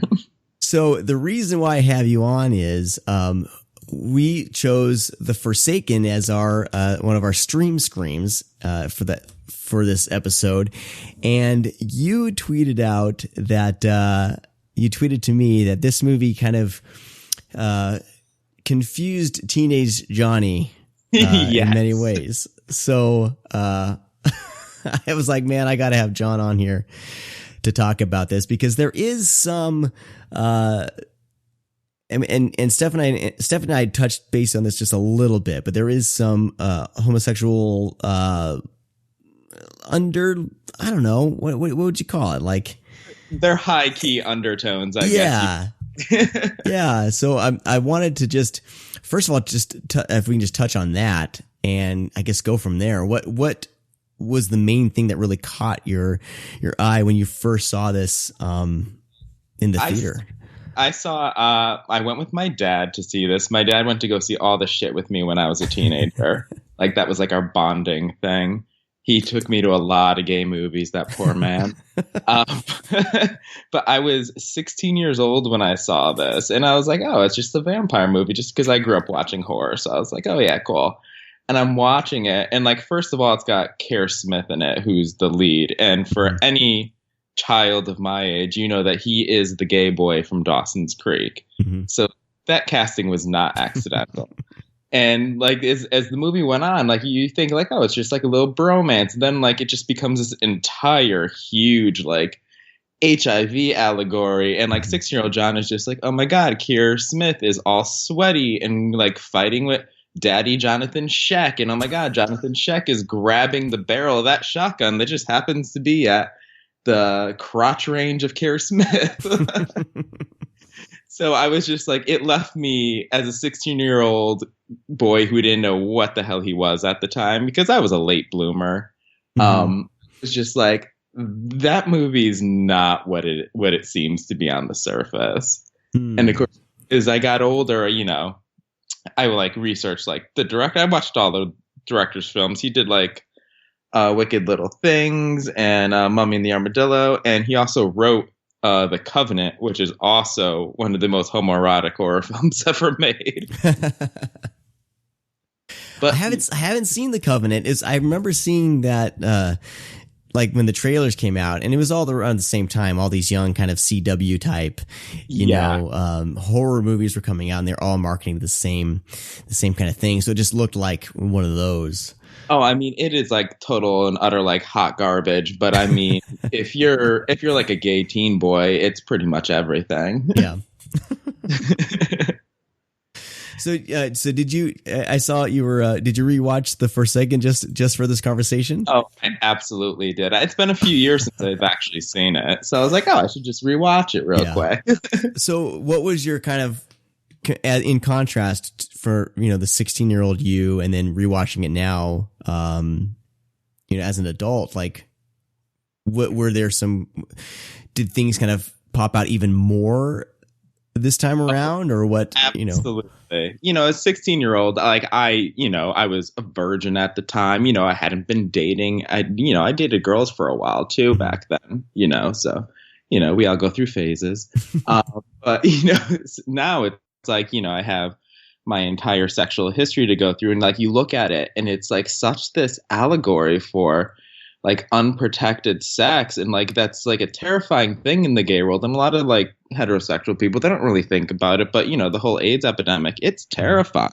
Yeah. And a lot of vampire movies actually, and you know, Near Dark does a lot with that too, like drug addiction and all that kind of stuff that they work in. And this one kind of rips off that movie to no fucking end. But I mean, you know, you have Keir Smith's character when he first gets into that scummy like motel on his first night on the road, and he hears like the attack going on in the next room, and he's like all interested, and he puts his, you know, ear up like he's listening to like somebody have sex. But then when like the attack happens, it's like, you know, when the orgasm happens, and he literally like assumes the position with the arched back, and like I've seen that position on people before, you know, like it's so interesting. And you know, they even talk about, you know, how when they refer to vampirism, they refer to it as being infected. Yeah. Which is definitely. And that infection does take a hold in as a main part of the film, and trying to, you know, not I guess fight the infection or keep it at bay until they can, find the source of it or whatever. Taking a bunch of like cocktail drugs and everything to kind of keep it. I mean, they even call out HIV by name at one point when he brings up the cocktail drugs and all that kind of stuff. But I mean, it's even like, I think it even goes beyond like the HIV allegory to just being gay in general. Like they talk about how it's powerful and seductive, and the only way to stop it is to get to like hallowed ground at this like church that they're heading to. You know what I mean? So it's like, I grew up Catholic, and I'm not anymore. But as somebody who grew up Catholic, I mean, like that was a thing, Like I know you grew up religious too, so I'm sure. Yeah. Yeah. So the vampire movies there's always that religious element to it, where with the crosses and everything like that.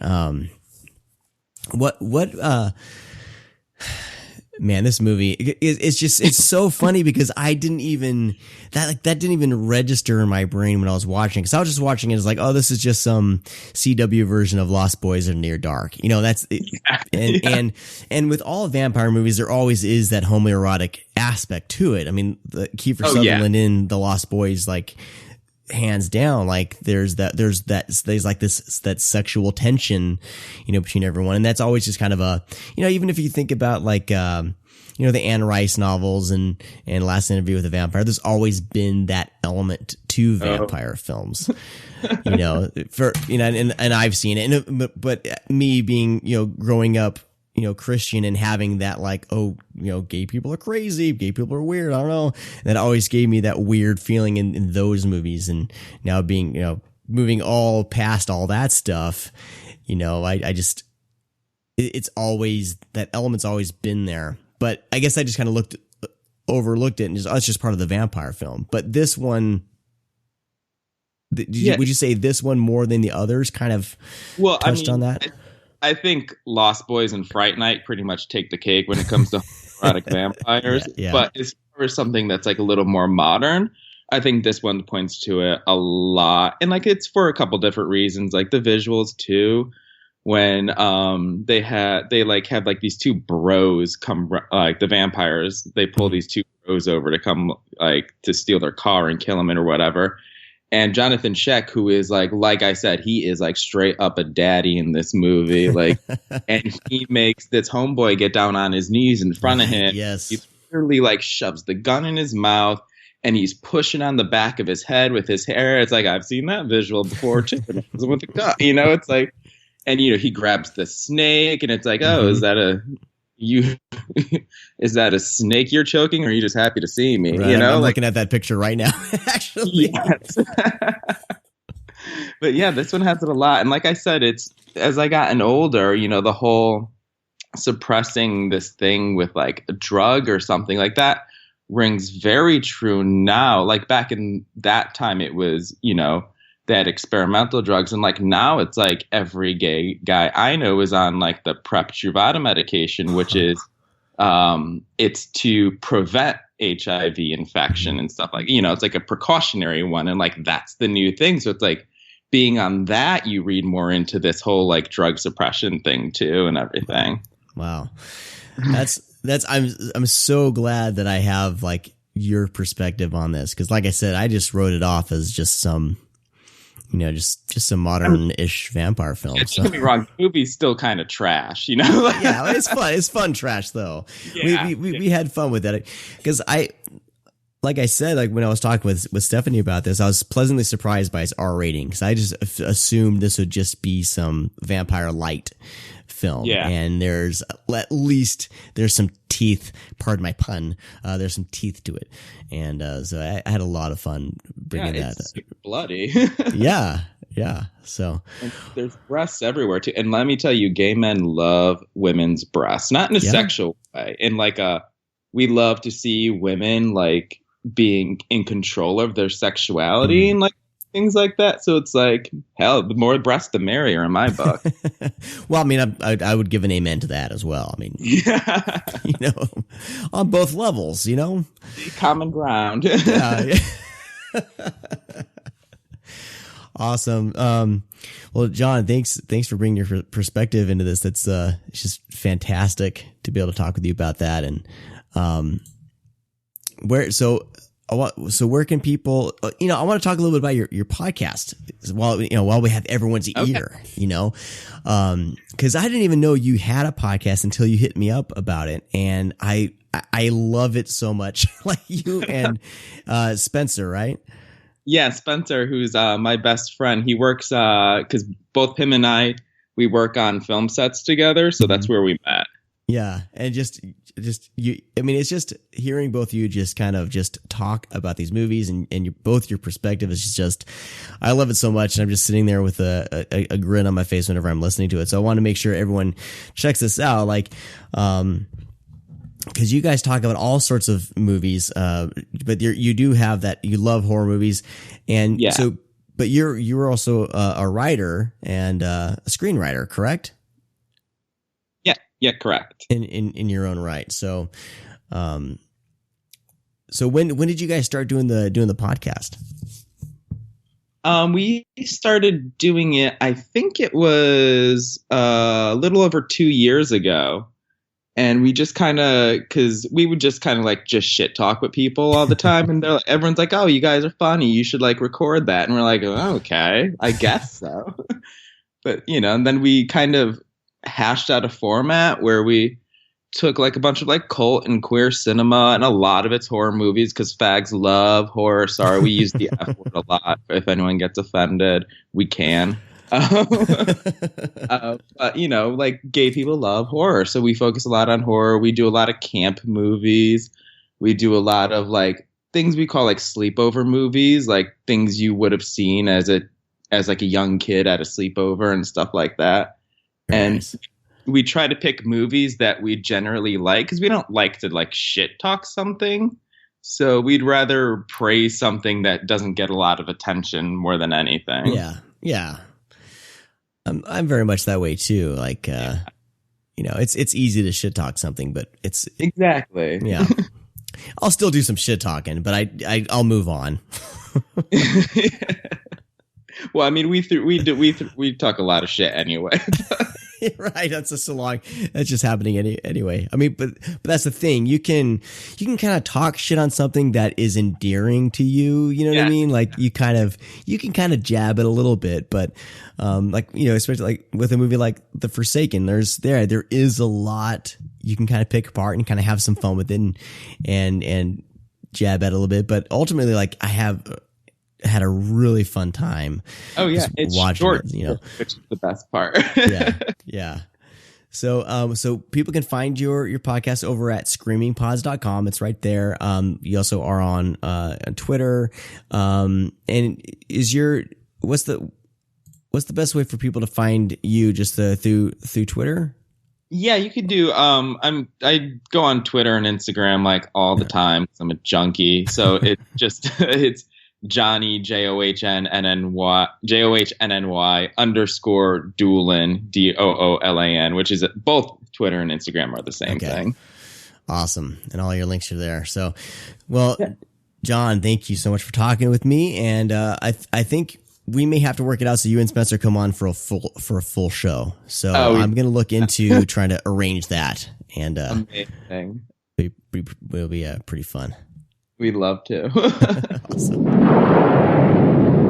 Before Mary Shelley could write her masterwork of terror, Frankenstein, she had to experience it. I have it in mind to raise the dead. Sorry. Yes, the skull of the Black Monk. His appearance was said to herald disaster. Gaze into the eyes. Conjure up your deepest, darkest fear. Call that fear to form, to life. Let's move into our feature presentation. Ken Russell's Gothic. Oh no, I watched Kevin Tenney's Gothic. Darn it. Did I watch the wrong one? I was kidding. So Ken Russell's Gothic. This came out in 1989. Why am I asking a question? 1986. Directed by Ken Russell, starring Gabriel Byrne, Julian Sands, Natasha Richardson. This is a a weird film. And we've all seen the cover of the lady on the bed with this weird, like, naked demon child, like, on top of her. And it definitely, like, is intriguing when you see this. Yeah, that's one I remember seeing at the video store growing up. And most horror movies, I'd be like, oh, I have to see that. And I'd imagine what the movie would be like. That one I saw, I'm like, nope. Nope. Yeah. So the interesting thing about this film is that it fictionalizes an actual meeting that took place between Mary Godwin, Percy Shelley, and Claire Claremont at the Villa Diodati in Geneva, hosted by Lord Byron. And I'm reading from Wikipedia, so but this is some interesting shit. All right. It has been suggested by historians and journalists that the events of their meeting, which inspired Mary Shelley's Frankenstein and Polidori's The Vampire, and were triggered by the group's use of opium during their vacation together. So this very much feels like an opium-induced film. I mean, I think most of Ken Russell's films feel that way anyway. But in reality, these people all met together to write these horror movies, like a couple of horror movies. And there weren't movies back then. Books. That's the opium talking, everybody. Go easy on them. Books. Yeah, because this does not take place in the 80s. This takes place in like the... it does on part of it, actually.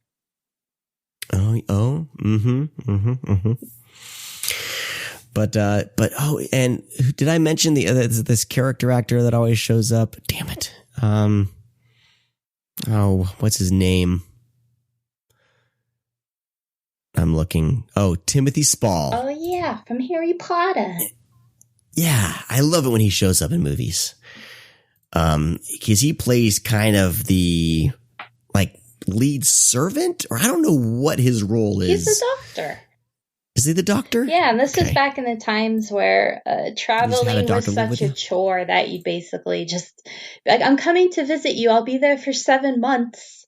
Right. And you get that in a letter, and you're like, oh, okay.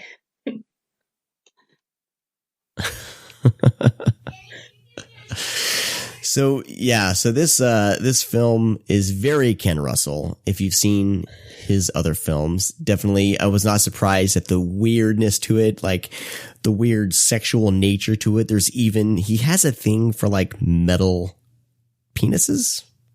And there's one in like a dream sequence in this one. Very odd.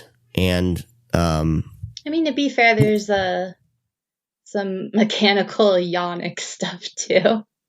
There's some robot ladies, kind of. Yes. So the main premise is these people come together to write these horror stories, and they're obviously they're having drinky drinks, and they're partying down and getting it on with each other in many different ways. But the dreamlike quality to this film is like hard to pass over. And it's like a feature length, like an 80-minute fever dream with these characters in this big castle of sorts in the 1800s.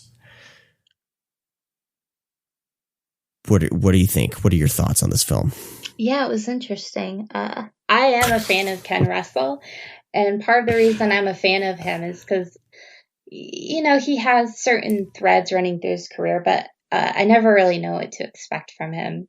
Mm-hmm. And I did not see this movie coming, especially looking at that VHS cover for so many years. That exact scene does happen in the movie, though, so that was actually pretty satisfying. Yes. Yeah, wow. There's a lot to unpack in this movie.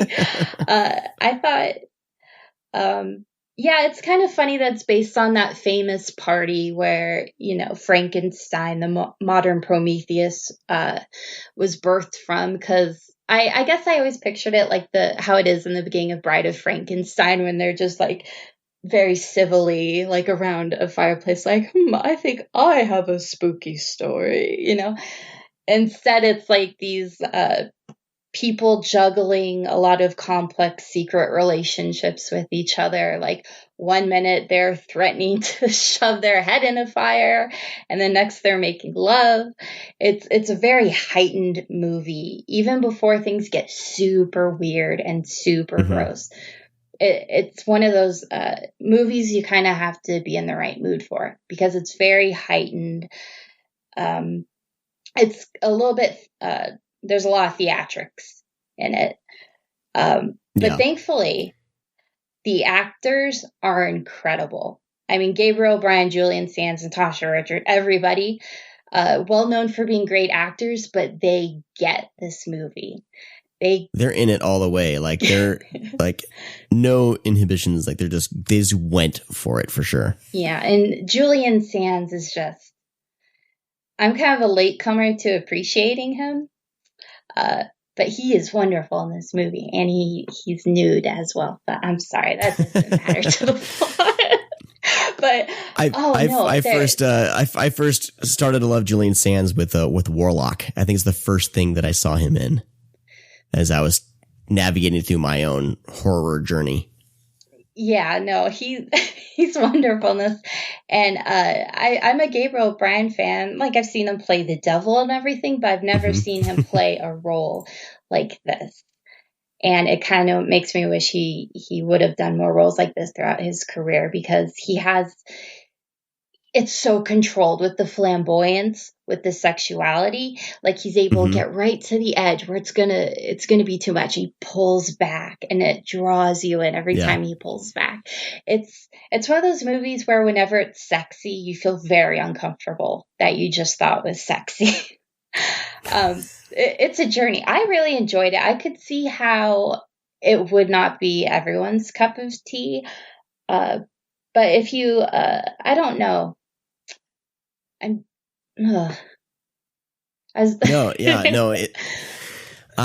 went in just thinking I'd like the only frame of reference I've ever had for this film is that poster. Like I bought it based on that. It's out on the Lionsgate on their Vestron Video Collectors series. And it's always one I wanted to see because I'd always seen it in the video store, and I had never read the back. And you know what? Even when I popped this in, I still didn't read the synopsis. I went in completely dark on this film, just knowing it's a Ken Russell film. And I don't think I was prepared. I think I was prepared in a way because if I hadn't seen Ken Russell films before this, maybe it would be a little more shocking. Like, whoa, what am I watching?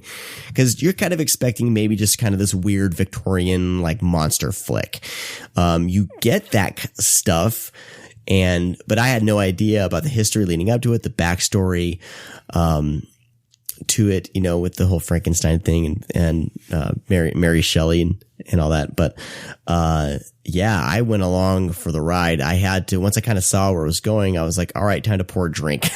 We're going to just sit back and relax and just kind of see where this goes. And I would suggest going in as blind as possible to this, but just expect the weird. And if you like things that get weird, this is definitely up your alley. And like the sexual stuff in it, it's like, I don't think Ken Russell does, in all his films does this like weird, it's not like arousing sexual. It's like weird sexual where you're like, what am I watching? I don't know how I should feel right now with each of these. Especially when it first starts happening, you're like, oh, this is happening. Okay. Oh, they're doing it there. Okay. Yeah. It's not the glossy movie sexuality. It's like, how like humans are ultimately really flawed and sometimes disgusting. Let's watch. Yes, exactly. So, I would definitely recommend this film. But go into it with knowing as little as possible and just go along for the ride because it's pretty great. My voice is cracking because I don't know why. Right on. Let's see here. I'm trying to think. Maybe I took notes. And you know what? On this movie, I I gave up on my notes because I was just like, I want to watch this. So yeah, I'm a little underprepared, I guess, talking about Gothic, because I guess I didn't want to just start jotting things down. I sat down, put my phone down because I had my little note app up, and just enjoyed the thing immensely. And I want to study this film more. Like I want to hear because there's an audio commentary on here. Lisa Russell talks to film historian Matthew Malia, and I definitely want to see that. And there's some featurettes that I haven't got to yet, but I'm really I really want to dig into this film even more. They even have an isolated score selections with audio interviews from the composer, Thomas Dolby. Oh, it was Thomas Dolby. It's funny, towards the beginning, there's like a lighthearted chase scene, and it kind of reminded me of like Albert Band kind of music. I'm like, is this going to be like what's this movie have in store? But if you don't want to splash out on the Vestron, I also watched this on that Comic-Con free trial thing I mentioned. Okay. They have it as well. Awesome. Yeah, I was going to say, most of these, because a lot of people are giving, Lionsgate some shit about this collector series. All these films on the Vestron Video Collector Series, you can find somewhere streaming legit in HD. They have Parents. I know I've seen most of these on Vudu.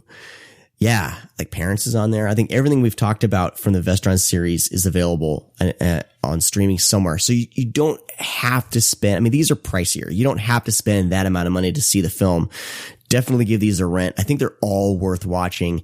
And then if you rent it and like it, and then you can, you want to own it, then save up and grab it and dig in further to these films. Yeah. But I know whenever I talk about these films, right, I see someone sees that I bought the Blu-ray, they're like, well, that's too rich for my blood, but it's like, no, you can still watch this movie. The movies are still attainable. This is Lionsgate. They're not going to keep these away from everyone. They're just finally putting them out for collectors. But these films are, I think most of them you can find, even if they're not HD, you can find them streaming somewhere and watch them. Yeah. And this one, if you can, because it seems pretty divisive. Like there's a lot of people out there, this you won't like this. It'll be a little much for you. So if you can stream it and then see if you want to pay the price, this would probably be a really good one to do that with. Yeah. If you are a Ken Russell fan, I highly recommend it. If you know what you're getting into. Lair of the White Worm is one of my favorite films. And I think everything I've seen, I've loved. Lair of the White Worm, I think I loved more. But yeah, Ken Russell, pretty fantastic. We've talked about, I think, all his recent releases on here. We've even mentioned The Devils, and that. Yes. That is due for someone to release. And I think Shudder took it off streaming pretty quick, which sucked. Yeah, there's some rights issues with that thing. But yeah, Arrow has a beautiful release for Crimes of Passion. And it's very... Have you seen The Boyfriend, the musical? I have not. He directed a musical? Yes, starring Twiggy. Oh my God. Okay. Yeah, and it's a Warner Archive. I loved it, but I love musicals. Yeah, he's an interesting guy. Well, he did Tommy, so I guess that's not... Yeah, true. He did Tommy, so I guess that's not too surprising. But cool, the Boyfriend, I'll check that out. All right, well, I think that's going to do it for this week's episode. Stephanie, I think we made it through. All right, we survived. Thanks for ditching us, Brad and BJ. Oh, you know what? It's the two B names versus the two S names. I just uncovered a conspiracy. Yep. They're probably starting their own podcast. I'd listen to it. I would too. No, BJ did text me as we were in our discussion here, and she said she's extremely sorry. She does, musical theater, and they had their opening night last night, and she has no voice today. Because she sings and she belts. So, yeah, by all means, it's never I never want to give her a bad time for not being able to join us. If she has no voice, she has no voice. But if she has no voice, it's because she left all that shit out on the stage. God damn, I want to go see her perform. Go do it. That'd be a great episode, like interviewer, like behind the scenes and stuff. Ooh, do that, Sean. Please. Okay. That'd be so cool. I'll do it. All right. Well, I want to thank all of you guys for listening. Stephanie, thank you for joining me on this this intimate rendition of the Screamcast. Yeah, just you and me. Thanks for putting up with me again, Sean. Of course. You recorded with Brian Sauer, and so you're going to have a little episode with him for Just the Discs? Yep. So that should be coming out soon. He Very soon. Records everything like in a week and then releases things over like the next couple months or something. I don't know. So be on the lookout for that, everybody. And of course, check out the Screaming Pods Network. A lot of fantastic shows on there. Please check them out. We're going to have a lot of kind of cross-pollination with some of these shows for sure, especially the movie shows. It's I'm having a lot of fun running this thing, and I just, it's going well. So I want to thank everyone for participating and listening and checking out these shows. Please check them out and support them. Every one of these, most of these shows have their own kind of Patreon or a way to support them. So if you go to screamingpods.com, click on, there's a link for called donate. And you can click there. You can support all of these shows. You can support the network itself. But of course, I would say support the shows before the network. Send your love to the shows, check them out, listen to them, and throw a few bucks their way if you can. And, pretty happy with the lineup we have there. And some surprises are coming your guys' way. We have some more, a couple more shows that are going to be jumping on board that I'm very excited about. So, of course, check out thescreamcast.com. Check out our sponsors over there. Go to thescreamcast.com/sponsors. My internet's slow. It's not loading. So, but of course, Coffee Shop of Horrors. Check them out. Use the code Screamcast to get 10% off your order, and buy all your movies through Grindhouse Video if possible. Big thanks to Wolfman of Mars for providing the music, and big thank you to Kevin Spencer for providing our look.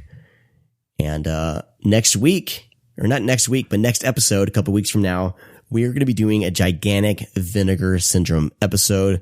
I don't know how. I need to find a way to approach that to keep it from going to like 3 hours long. So that's what I'm going to try to hone that down. But a lot of fantastic releases to talk about on that show. So stay tuned for that. All directed by Kevin S. Tenney. Yes. Everything's directed by Kevin S. Tenney now from now on. Tenney Cast. All right, Stephanie, thank you for joining me on this episode. And I guess we'll talk to all of you next time. Bye. Oh, don't tell me you're leaving. The party's just begun.